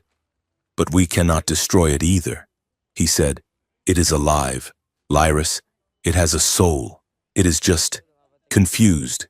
It is like a child with a loaded gun. What do we do? Lyris asked.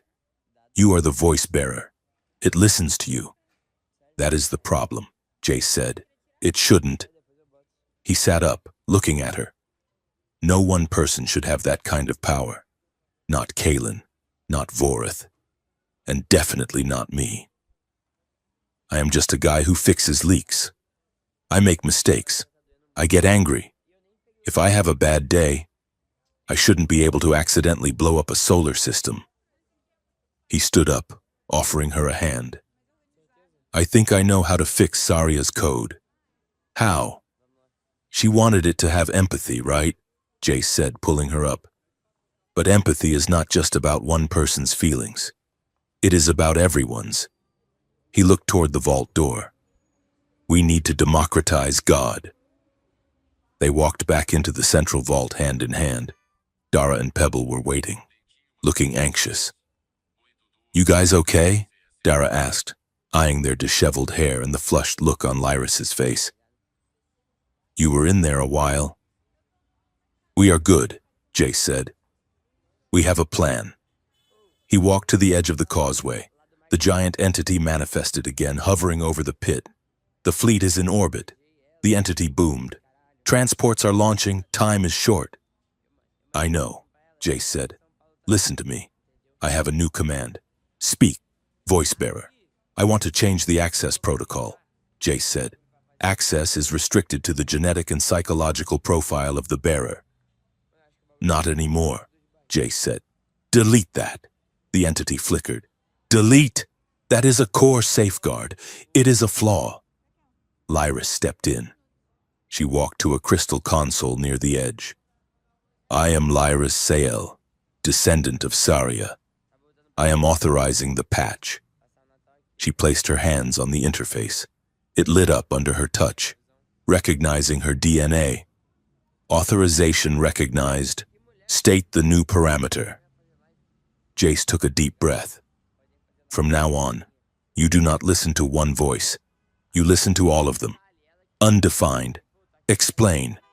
You were built to judge, Jace said. But you cannot judge from above. You have to judge from within. You need a jury. He looked at the entity. I want you to open a channel, not just to me, to everyone.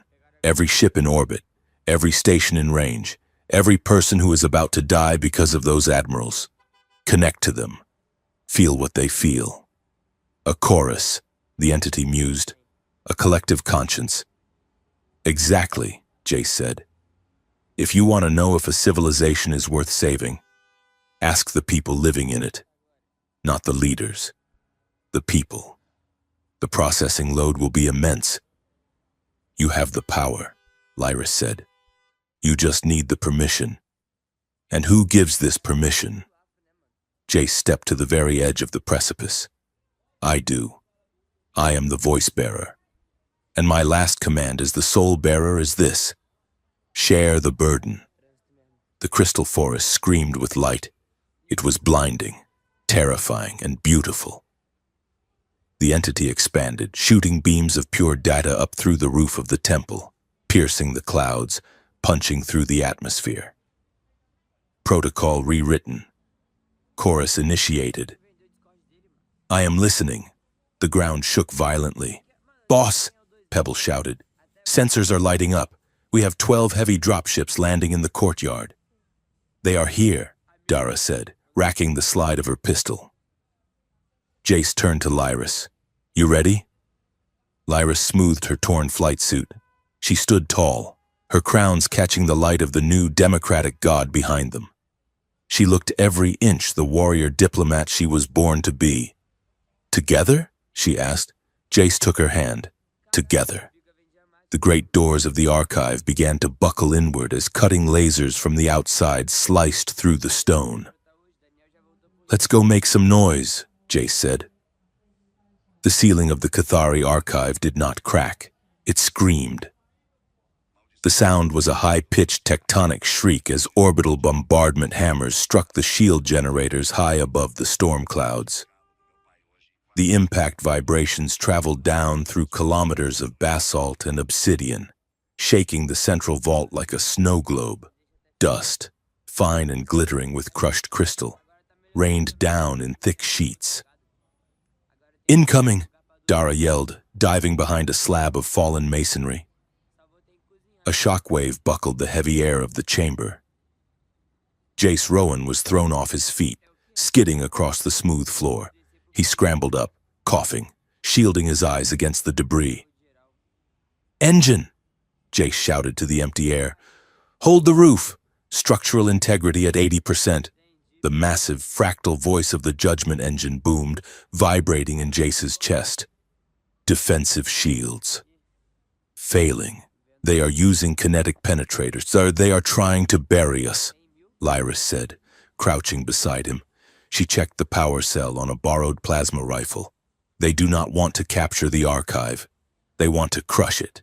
Pebble, the drone, bobbed frantically in the air, dodging a falling rock the size of a fist.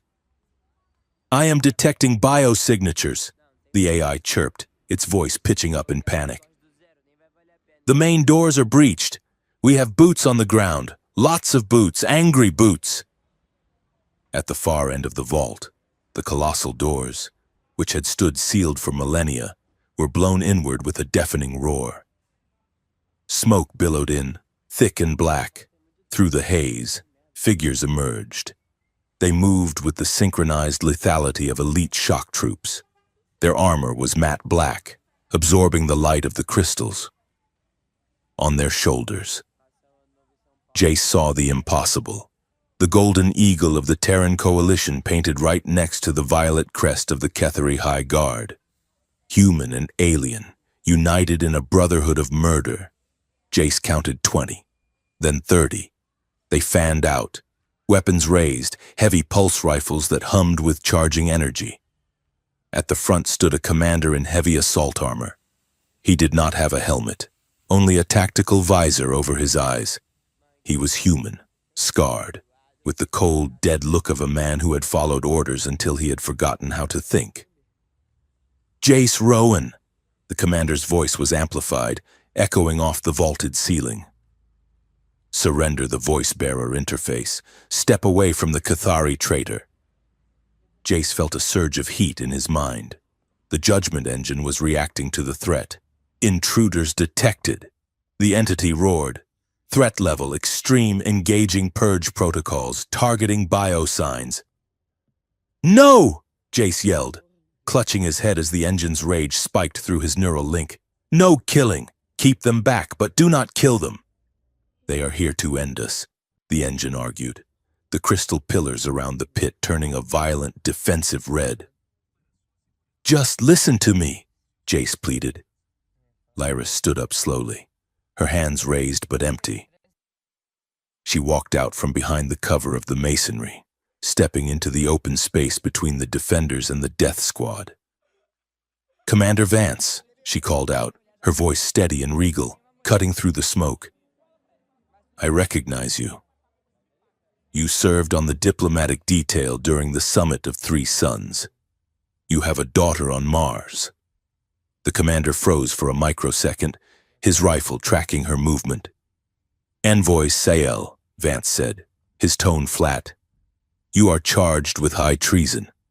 "I am charged with inconvenience," Lyris corrected, walking closer. Her bioluminescent markings flared bright, a display of dominance and fearlessness. "If you fire on this archive, Vance, you are not just killing us. You are destroying the history of your own allies. You are acting on illegal orders from a conspiracy that will be exposed." Vance's expression did not change. He did not lower the weapon. "My orders come from the High Council and the Admiralty," he said. "They are quite clear." He looked past her, locking eyes with Jace. "Secure the asset. Eliminate the obstruction." Vance shifted his aim to Lyris's chest. "Fire!" Jace screamed. "Engine, now!"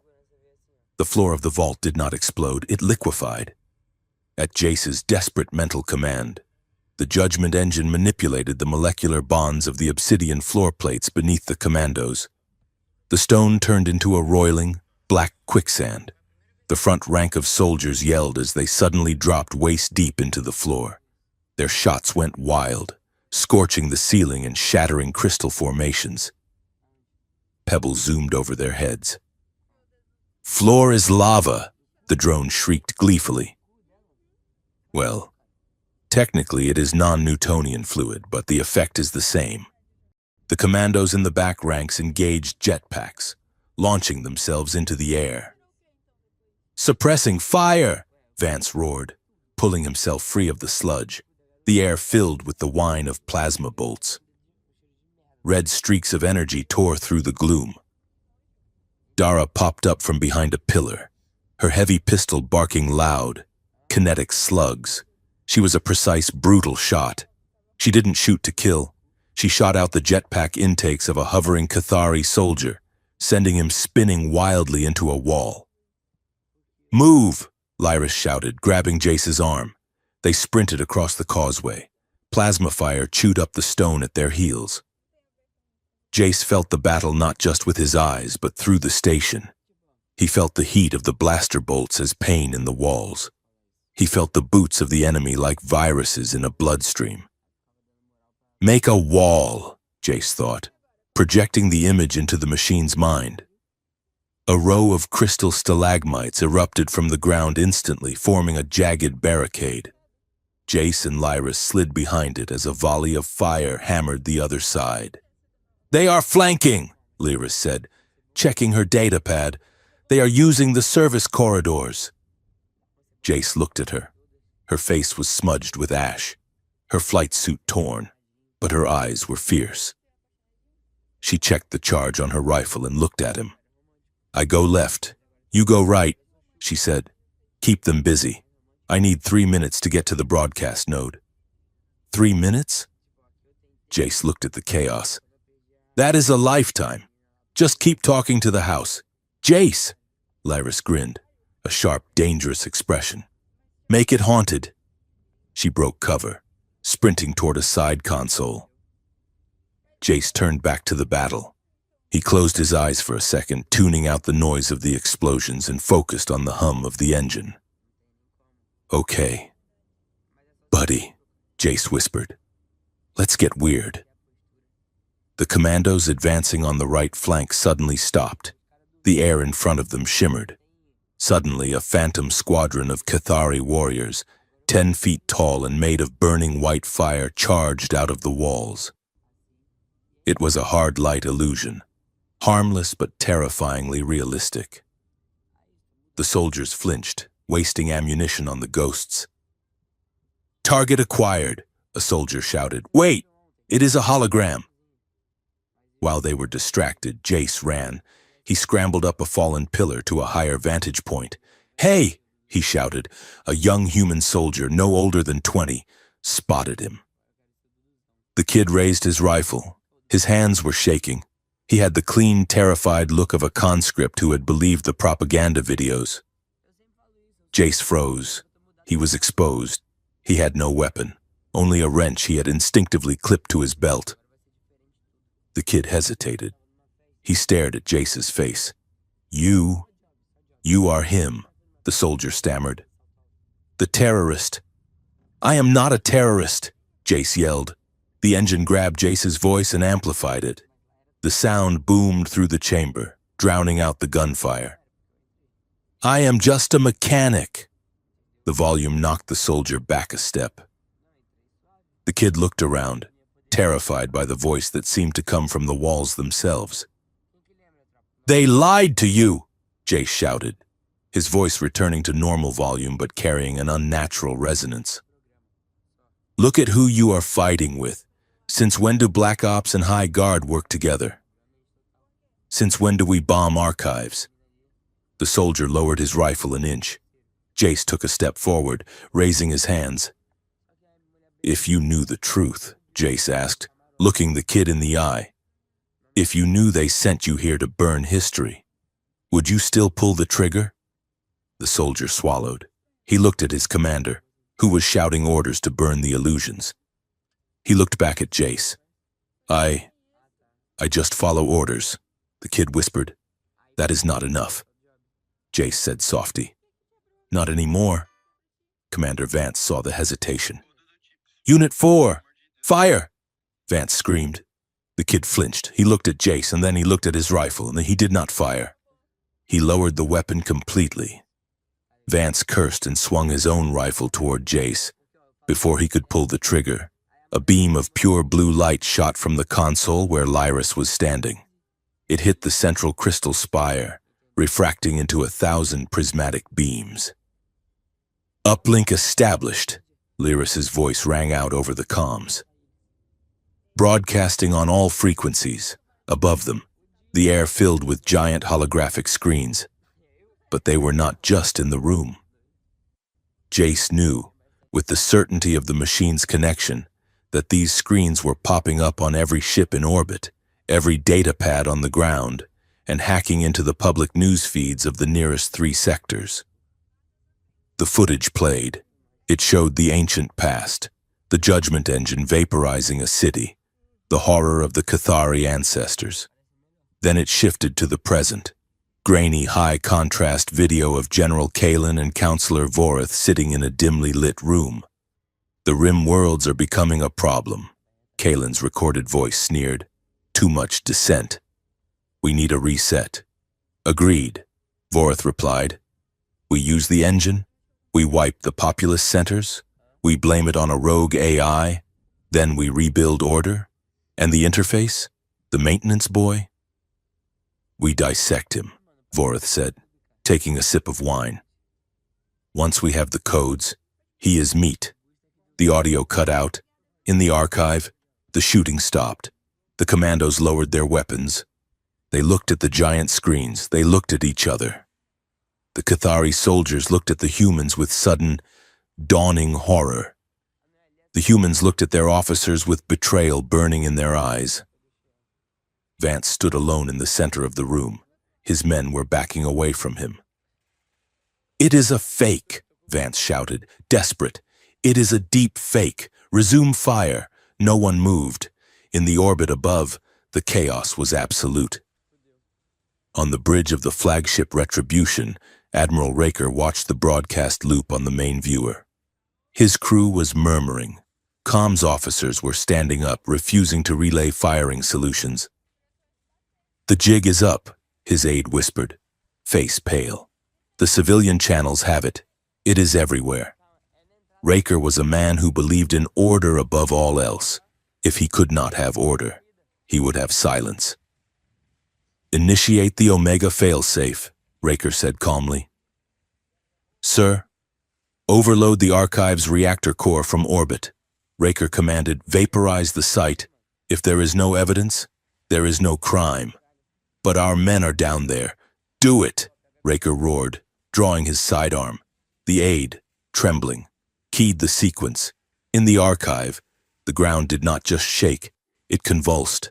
A siren, deeper and louder than anything Jace had ever heard, began to wail. The light in the chamber turned from white to a catastrophic, flashing violet. Warning, the engine bellowed.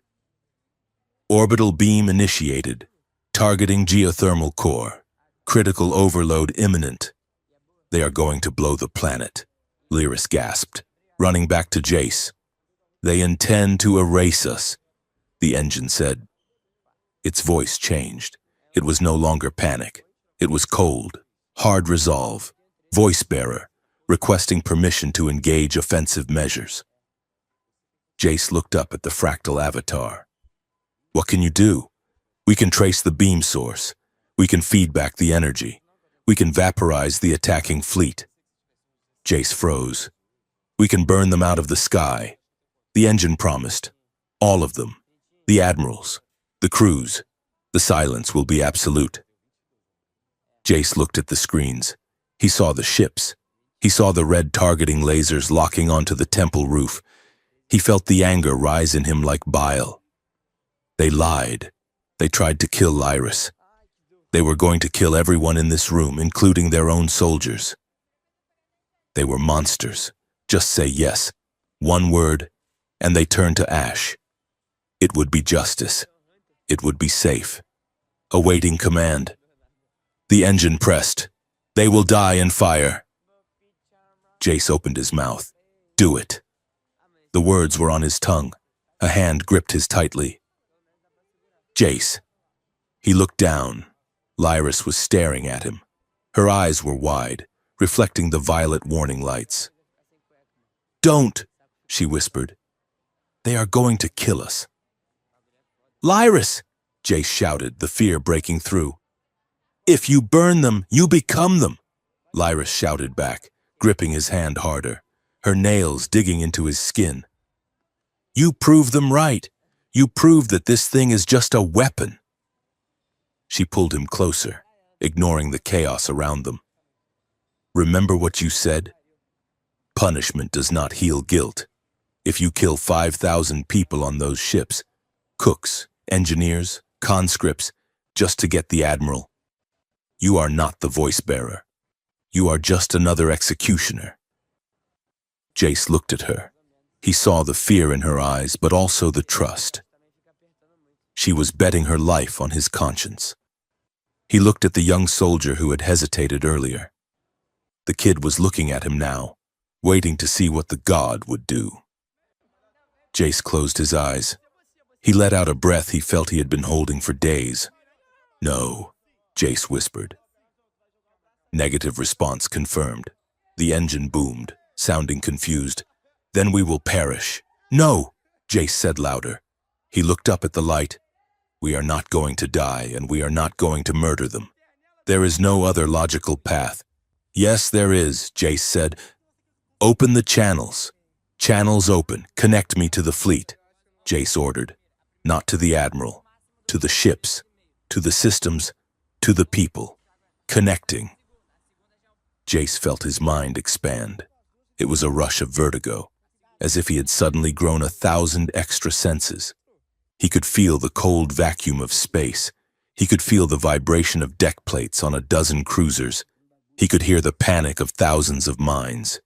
He spoke, and the engine carried his voice into the cockpit of every fighter, the mess hall of every destroyer, and the earpiece of every soldier. This is Jace Rowan. His voice was calm. It was just a guy talking. The Admiral has ordered an overload. He wants to kill us to hide his crimes. But the judgment engine is not his, and it is not mine. Jace squeezed Lyris's hand. It is yours. System control routed to external node. Populous chorus. The engine's voice overlapped with Jace's. I am giving the trigger to you, Jace said. To everyone listening, you have the vote. Do we fire? Do we burn the fleet? Or do we stop? He visualized the command.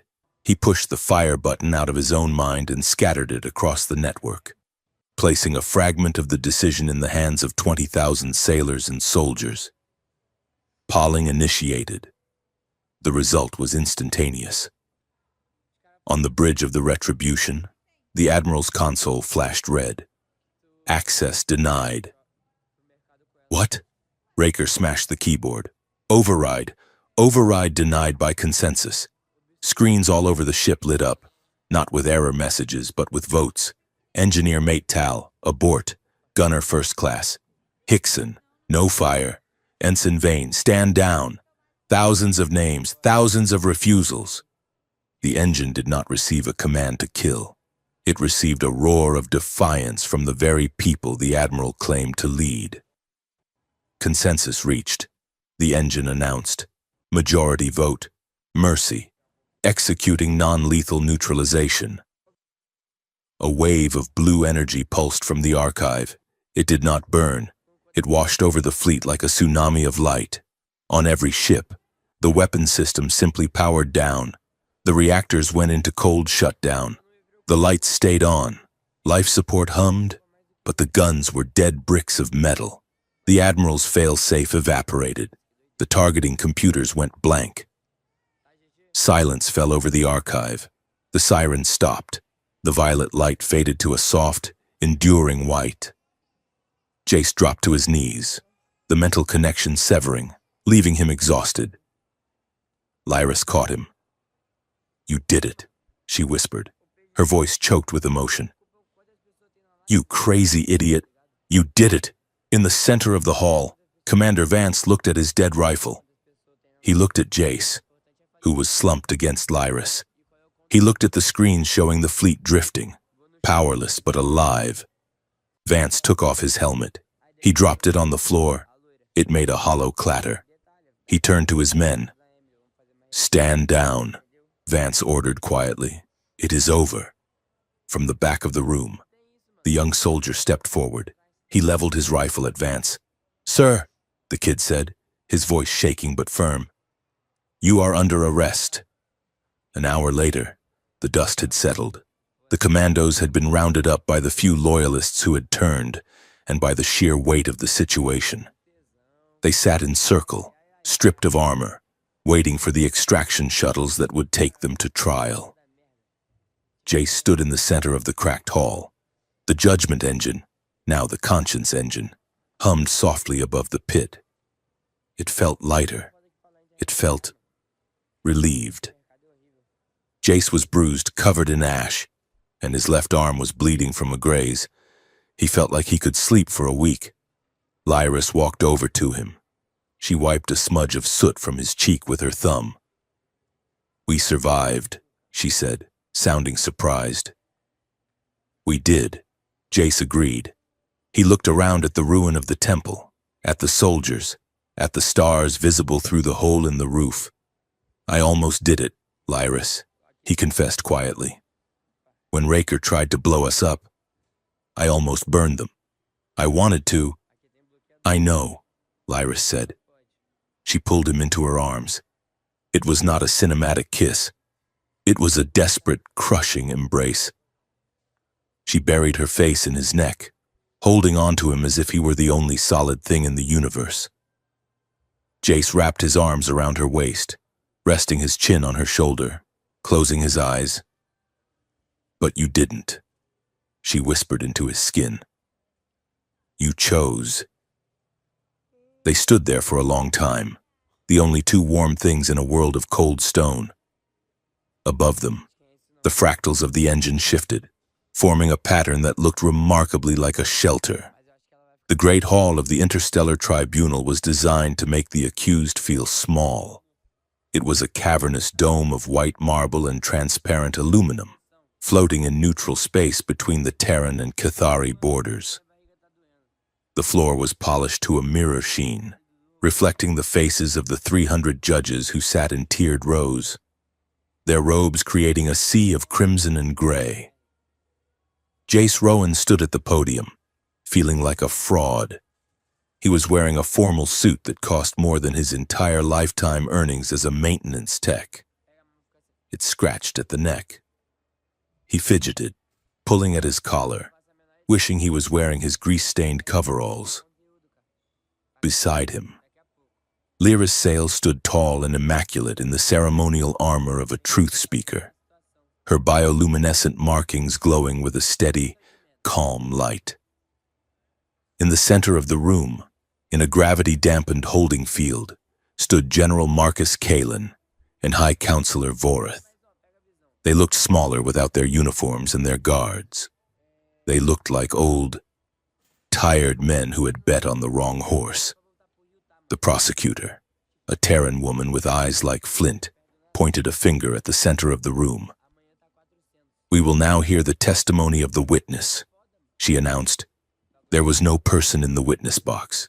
Instead, a holographic node projected a beam of light into the center of the air. "I am ready." The voice of the engine did not boom this time. It rippled through the room, quiet and inescapable. It spoke from the speakers, from the judges' earpieces, from the bone conduction implants of the guards. "Show us the conspiracy," the prosecutor said. The air above the accused filled with light. It was not a recording. It was a memory. The engine replayed the encrypted meetings with perfect clarity. The judges watched Kalen order the bombing of his own station. They watched Voreth discuss the dissection of Jace Rowan with a glass of wine in his hand. They heard the callous mathematical precision with which they planned to wipe out the Outer Rim separatists. The silence in the hall was suffocating. Kalen stood up, his face red. "This is a trick," he shouted, his voice cracking. That machine is a weapon. It is malfunctioning. You cannot trust a relic that was built to commit genocide. The hologram shifted. The engine turned its virtual gaze toward Kalen. I was built to judge, the engine said calmly. But I was wielded by men like you. I was a gun. General. You blame the bullet for the hole it makes? The courtroom erupted in whispers. Lyra stepped forward to the microphone. Her voice cut through the noise. The entity is correct, she said. For 10,000 years, the judgment engine was a tool of absolute power. It failed because it answered to the few. It answered to kings and generals who thought they knew what was best for the galaxy. She looked at the judges. We are not asking you to trust the machine. We are asking you to trust the people. Jace leaned into his mic. He felt sweat trickling down his back, but he kept his voice steady. We changed the protocols, he said. It does not shoot unless you let it. All of you. The engine is not a judge anymore. It is a conscience. It is a mirror. If you do not like what you see, stop blaming the glass. The gavel came down. The evidence was irrefutable. As the guards led Kalen and Vorith away, the general looked back at Jace with pure hatred. But Jace just felt tired. He watched them go, realizing that the monster wasn't the giant crystal computer. The monster was just a guy with too much ambition and not enough doubt. The weeks following the trial were a blur of paperwork, handshakes, and headaches. They officially renamed it the Conscience Engine. The assemblies voted to create a custodial council, the Conscience Oversight Committee, comprised of humans, Cathari, and representatives from the Rim worlds. No single government held the keys. Jace and Lyris were appointed as the first liaisons. It was a fancy title that basically meant they were the bridge between the God machine and the people it served. It also meant they were rich. Jace sat in his new apartment on the station, staring at his bank balance. There were so many zeros he had to count them twice. This is obscene, Jace said, dropping his data pad on the plush velvet sofa. I could buy my old planet. I could buy a planet and rename it Jace World and make the national anthem a kazoo solo. Laris walked in from the balcony. She was wearing a simple silk robe, her horns catching the light of the nebula outside. Please do not do that, she said dryly. They sent me robes. Lyris, Jace groaned, gesturing to a box on the floor. Look at these things. They are embroidered with gold thread. I look like a wizard who lost his hat. I look like I am about to cast a spell to unclog a drain. You are a hero of the Alliance, Lyris pointed out, sitting beside him. You have to look the part. I am a plumber, Jace corrected. I fix things. I do not sit in meetings listening to diplomats argue about mining rights for 6 hours. He leaned back, rubbing his eyes. I miss the grease. Lyris, I miss the simplicity of a broken seal. You know when a pipe is fixed. It stops leaking. Politics? It is just leaking in a different direction. Lyris softened. She reached out and took his hand. Her skin was cool, her touch grounding. I know, she said quietly. She had her own burdens. The trial had exposed the Sale family's role in the original creation of the Judgment Engine. Half the Cathari population called her the breaker of chains, the savior who redeemed their history. The other half called her a race traitor who had sold their divine birthright to the humans. My mother sent me a message today, Lyris said, staring at their joined hands. Yeah? Jace asked. What did she say? She said that I have disgraced the bloodline. She said that Saria Sale was a madwoman and that I am her foolish echo. Lyris's voice did not shake, but her bioluminescence dimmed, turning a somber gray. Jace squeezed her hand. Your mother is wrong. Saria was the only sane person in the room 10,000 years ago. And you are the only reason we are not all dust right now. Lyris looked at him. The gray shifted to a soft, warm violet. They want me to lead the Cathari delegation, she said, to rebuild the government. Are you going to do it? No, Lyris said firmly. I am done with governments. I want to do the work. Jace, the real work, the traveling, the listening. She smiled, a small, mischievous thing.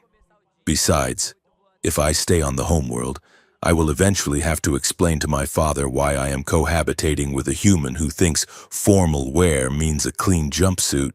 Jace laughed. Hey, that jumpsuit is vintage. They moved into a mid-sized cruiser, a distinct upgrade from the rusty bucket, though Dara and Pebble came along as the pilot and ship's AI. The ship became their home, their office, and their sanctuary. Living together was an adjustment. Jace discovered that Cathari physiology required a sleeping temperature of 12 degrees Celsius. Lyris discovered that humans required an obscene amount of carbohydrates to function. Why is it so cold? Jace complained one morning, waking up with his teeth chattering. He was buried under 4 thermal blankets. It is optimal for cellular regeneration, Lyris said, walking around the room comfortably in a thin tunic. You are just soft. Jace, you have no thermal regulation. I am a mammal, Jace argued, shivering. We like warmth. We like sunbeams. We do not sleep in meat lockers. Later that night, Lyris stared at the plate Jace placed in front of her. What is this? She asked. Spaghetti, Jace said proudly. It is a classic. It looks like worms in blood, Lyris observed. It is pasta and tomato sauce. Just try it. Lyris took a tentative bite. She chewed slowly. Her eyes widened. It is acceptable, she said. Acceptable? Jace grinned. You are going for seconds. It is highly inefficient fuel, Lyris muttered, loading her fork. But the sensory input is pleasing. The cultural clash extended to their relationship. Cathari did not date. They did not have boyfriends or girlfriends. They had bonded pairs, arranged by genetic compatibility and dynastic politics. So, Jace said one evening, while they were watching the stars streak by in hyperspace, if we were on your world, what would we be? We would be a scandal, Lyris said, sipping her tea. I mean, seriously, are we? You know? Lyris put her cup down. She turned to him. Her eyes were luminous, swirling with colors that Jace was learning to read like a map. You are the voice bearer, she said. You are the only person in the universe who hears the same song I do. She leaned in, her forehead touching his. We are not a Cathari term, Jace, and we are not a human term. We are just us. Their intimacy grew in the quiet spaces between worlds. It wasn't the frantic, adrenaline-fueled passion of the archive. It was slower, deeper, and infinitely more terrifying for Jace.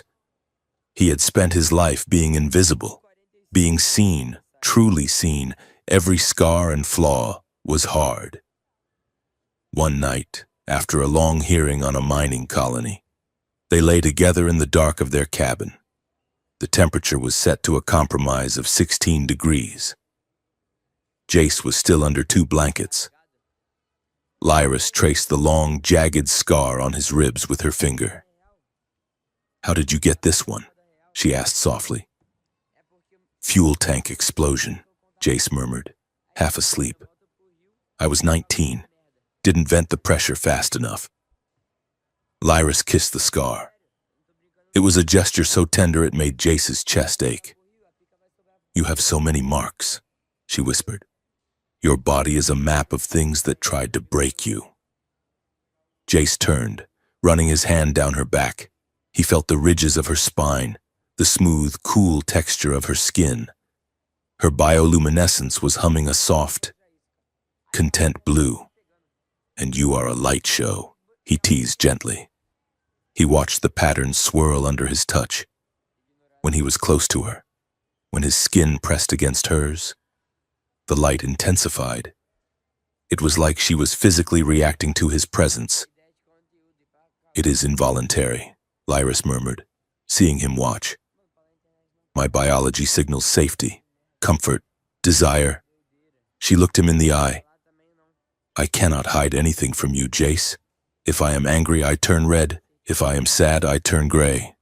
And when I am with you, she glowed a brilliant, shifting gold. I shine. Jace kissed her.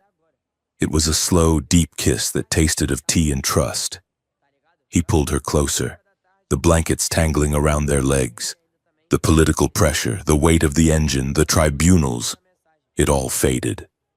There was just the warmth of her body and the cool slide of her skin against his. Suddenly, a voice echoed from the comms panel on the wall. Heart rate elevated. Jace jumped, nearly falling out of the bed. Lyris sat up, clutching the sheet to her chest. Hormonal levels indicate preparatory stages of reproductive behavior. Engine! Jace shouted at the ceiling. Get out of the room! I am not in the room, the conscience engine replied, its voice deadpan and calm. I am in the network. I am monitoring your vitals for safety. Your pulse is 120. Are you in distress? No, Jace yelled, turning beet red. I am not in distress. I am in a moment. Acknowledged. The engine droned, initiating privacy protocol. The birds and the bees. Muting audio sensors for 2 hours. The comms clicked off. Lyris stared at the panel. Then she looked at Jace. Did the ancient god of judgment just make a euphemism, she asked. I think it did, Jace said, burying his face in his hands. I am going to reprogram it to be less helpful. Lyris started to laugh. It began as a giggle and turned into a full, belly-shaking laugh that lit up the room in flashes of pink and yellow. Jace started laughing too. They lay there, tangled in sheets and embarrassment, laughing until their sides hurt. It was awkward. It was weird. It was perfect. The work was endless, but it was good work. They traveled to the outer rim, to worlds that had been forgotten by the great powers. They acted as the eyes and ears of the conscience. On the planet Vestra, a dispute had broken out between a mining corporation and a local settlement. The corporation wanted to strip mine a valley that the locals claimed was sacred. In the old days, the corporation would have just hired mercenaries, or the judgment engine would have scanned the planet, decided who was efficient, and vaporized the other side. Jace and Lyris landed in the dusty town square. They set up a portable node, a small crystal spire that connected directly to the engine. We are not here to decide for you, Jace told the crowd. The miners stood on one side, clutching contracts. The villagers stood on the other, clutching tools. We are here to let you speak, Lyris added, one by one. They stepped up to the node. A village elder spoke of the history of the valley, of the medicinal plants that grew only there.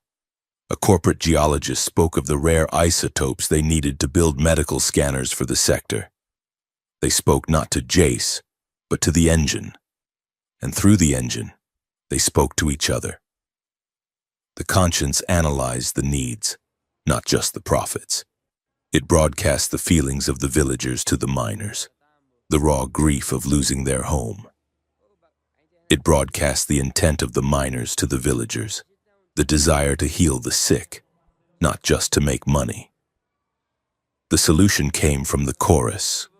The engine proposed a compromise, underground extraction that preserved the surface, funded by a sector-wide tax on the medical scanners. It was messy. It took 3 days of arguing, but no one died. As they packed up the node, a young girl from the village tugged on Jace's sleeve. Did the machine really hear me? She asked. Jace knelt down. Yeah, it heard you, but I am just a kid. Jace smiled. He looked at Lyris, who was arguing with a corporate rep about landing fees. Being small doesn't mean you are quiet, Jace said. The machine likes small voices best. They are the only ones that tell the truth. 6 months later, they returned to Station Theta 9. It didn't look like a tomb anymore. The flickering fluorescent lights were gone, replaced by warm, full-spectrum illumination. The blast doors to the core sector were gone. The corridors were wide, clean, and filled with people. It had become a pilgrimage site, a university, a museum of mistakes and redemption. Jace and Lyris walked through the gallery. They held hands, ignoring the stares of the tourists and students. They wore simple civilian clothes, Jace in a leather jacket, Lyris in a tunic and trousers. They reached the core chamber. The observation glass was removed. A walkway railed in glass spiraled down around the ancient lattice, allowing people to get close, to see the veins of the machine, to hear the hum. It was crowded. A group of school children from a dozen different species were sitting on the floor near the base of the crystal, listening to a guide explain the history of the judgment. And so, the voice-bearer refused to fire, the guide was saying, and in that refusal, the engine woke up for real. Jace stopped at the railing. He looked down at the lattice. It was glowing a soft, contented rainbow of colors, shifting gently like a tide. He leaned over. "Hey, big guy," he whispered. The machine did not flare. It did not shake the room. It simply pulsed a warm, golden ring that expanded outward, washing over Jace, then Lyris, then the children. "Welcome home, Jace." The voice was soft, heard only in his head, but he saw the children look up. They heard it too. And Lyris, and Tari, and Mikhail, and so. The engine named the children, one by one. The kids giggled. "It knows my name?" one shouted. Jace smiled. He felt a pang in his chest, a sweet, sharp sense of loss. He wasn't the only one anymore. He wasn't the special chosen prophet. He was just one voice in a choir of billions, and he had never been happier to be irrelevant. Lyris squeezed his hand. "It does not just listen to you now," she said, watching the light play over the children's faces. "Good," Jace said, his voice thick. "I was getting tired of doing all the talking." Lyris looked at him. Her eyes were full of pride. "You know," she said, leaning against his shoulder, "that is why it chose you. Anyone else would have fought to keep the exclusivity. You are the only person in the galaxy who would work this hard to give the power away." Jace shrugged. "Power is heavy. Lyris, I would rather hold your hand." Lyris laughed, a sound that blended perfectly with the hum of the crystal. They stood there for a long time, watching the future of the galaxy sit on the floor and ask the ancient god questions about math homework and favorite colors. The story of the lonely maintenance tech and the silent judge was over. The story of the conscience had begun. Jace turned to Lyris. She was glowing, a soft, steady violet that promised home. "Ready to go?" he asked. "Where?" "Anywhere," Jace said. "There is a lot of universe left to fix." Lyris smiled. She touched her forehead to his. "Led the way. Voice bearer." Jace laughed. "Just Jace," he said. "Just Jace." He looked back at the machine one last time. The conscience engine pulsed a final, bright beat of light, a wink. Jace and Lyris turned and walked out of the chamber, hand in hand, disappearing into the crowd of voices. Just two notes in the song they had helped to write.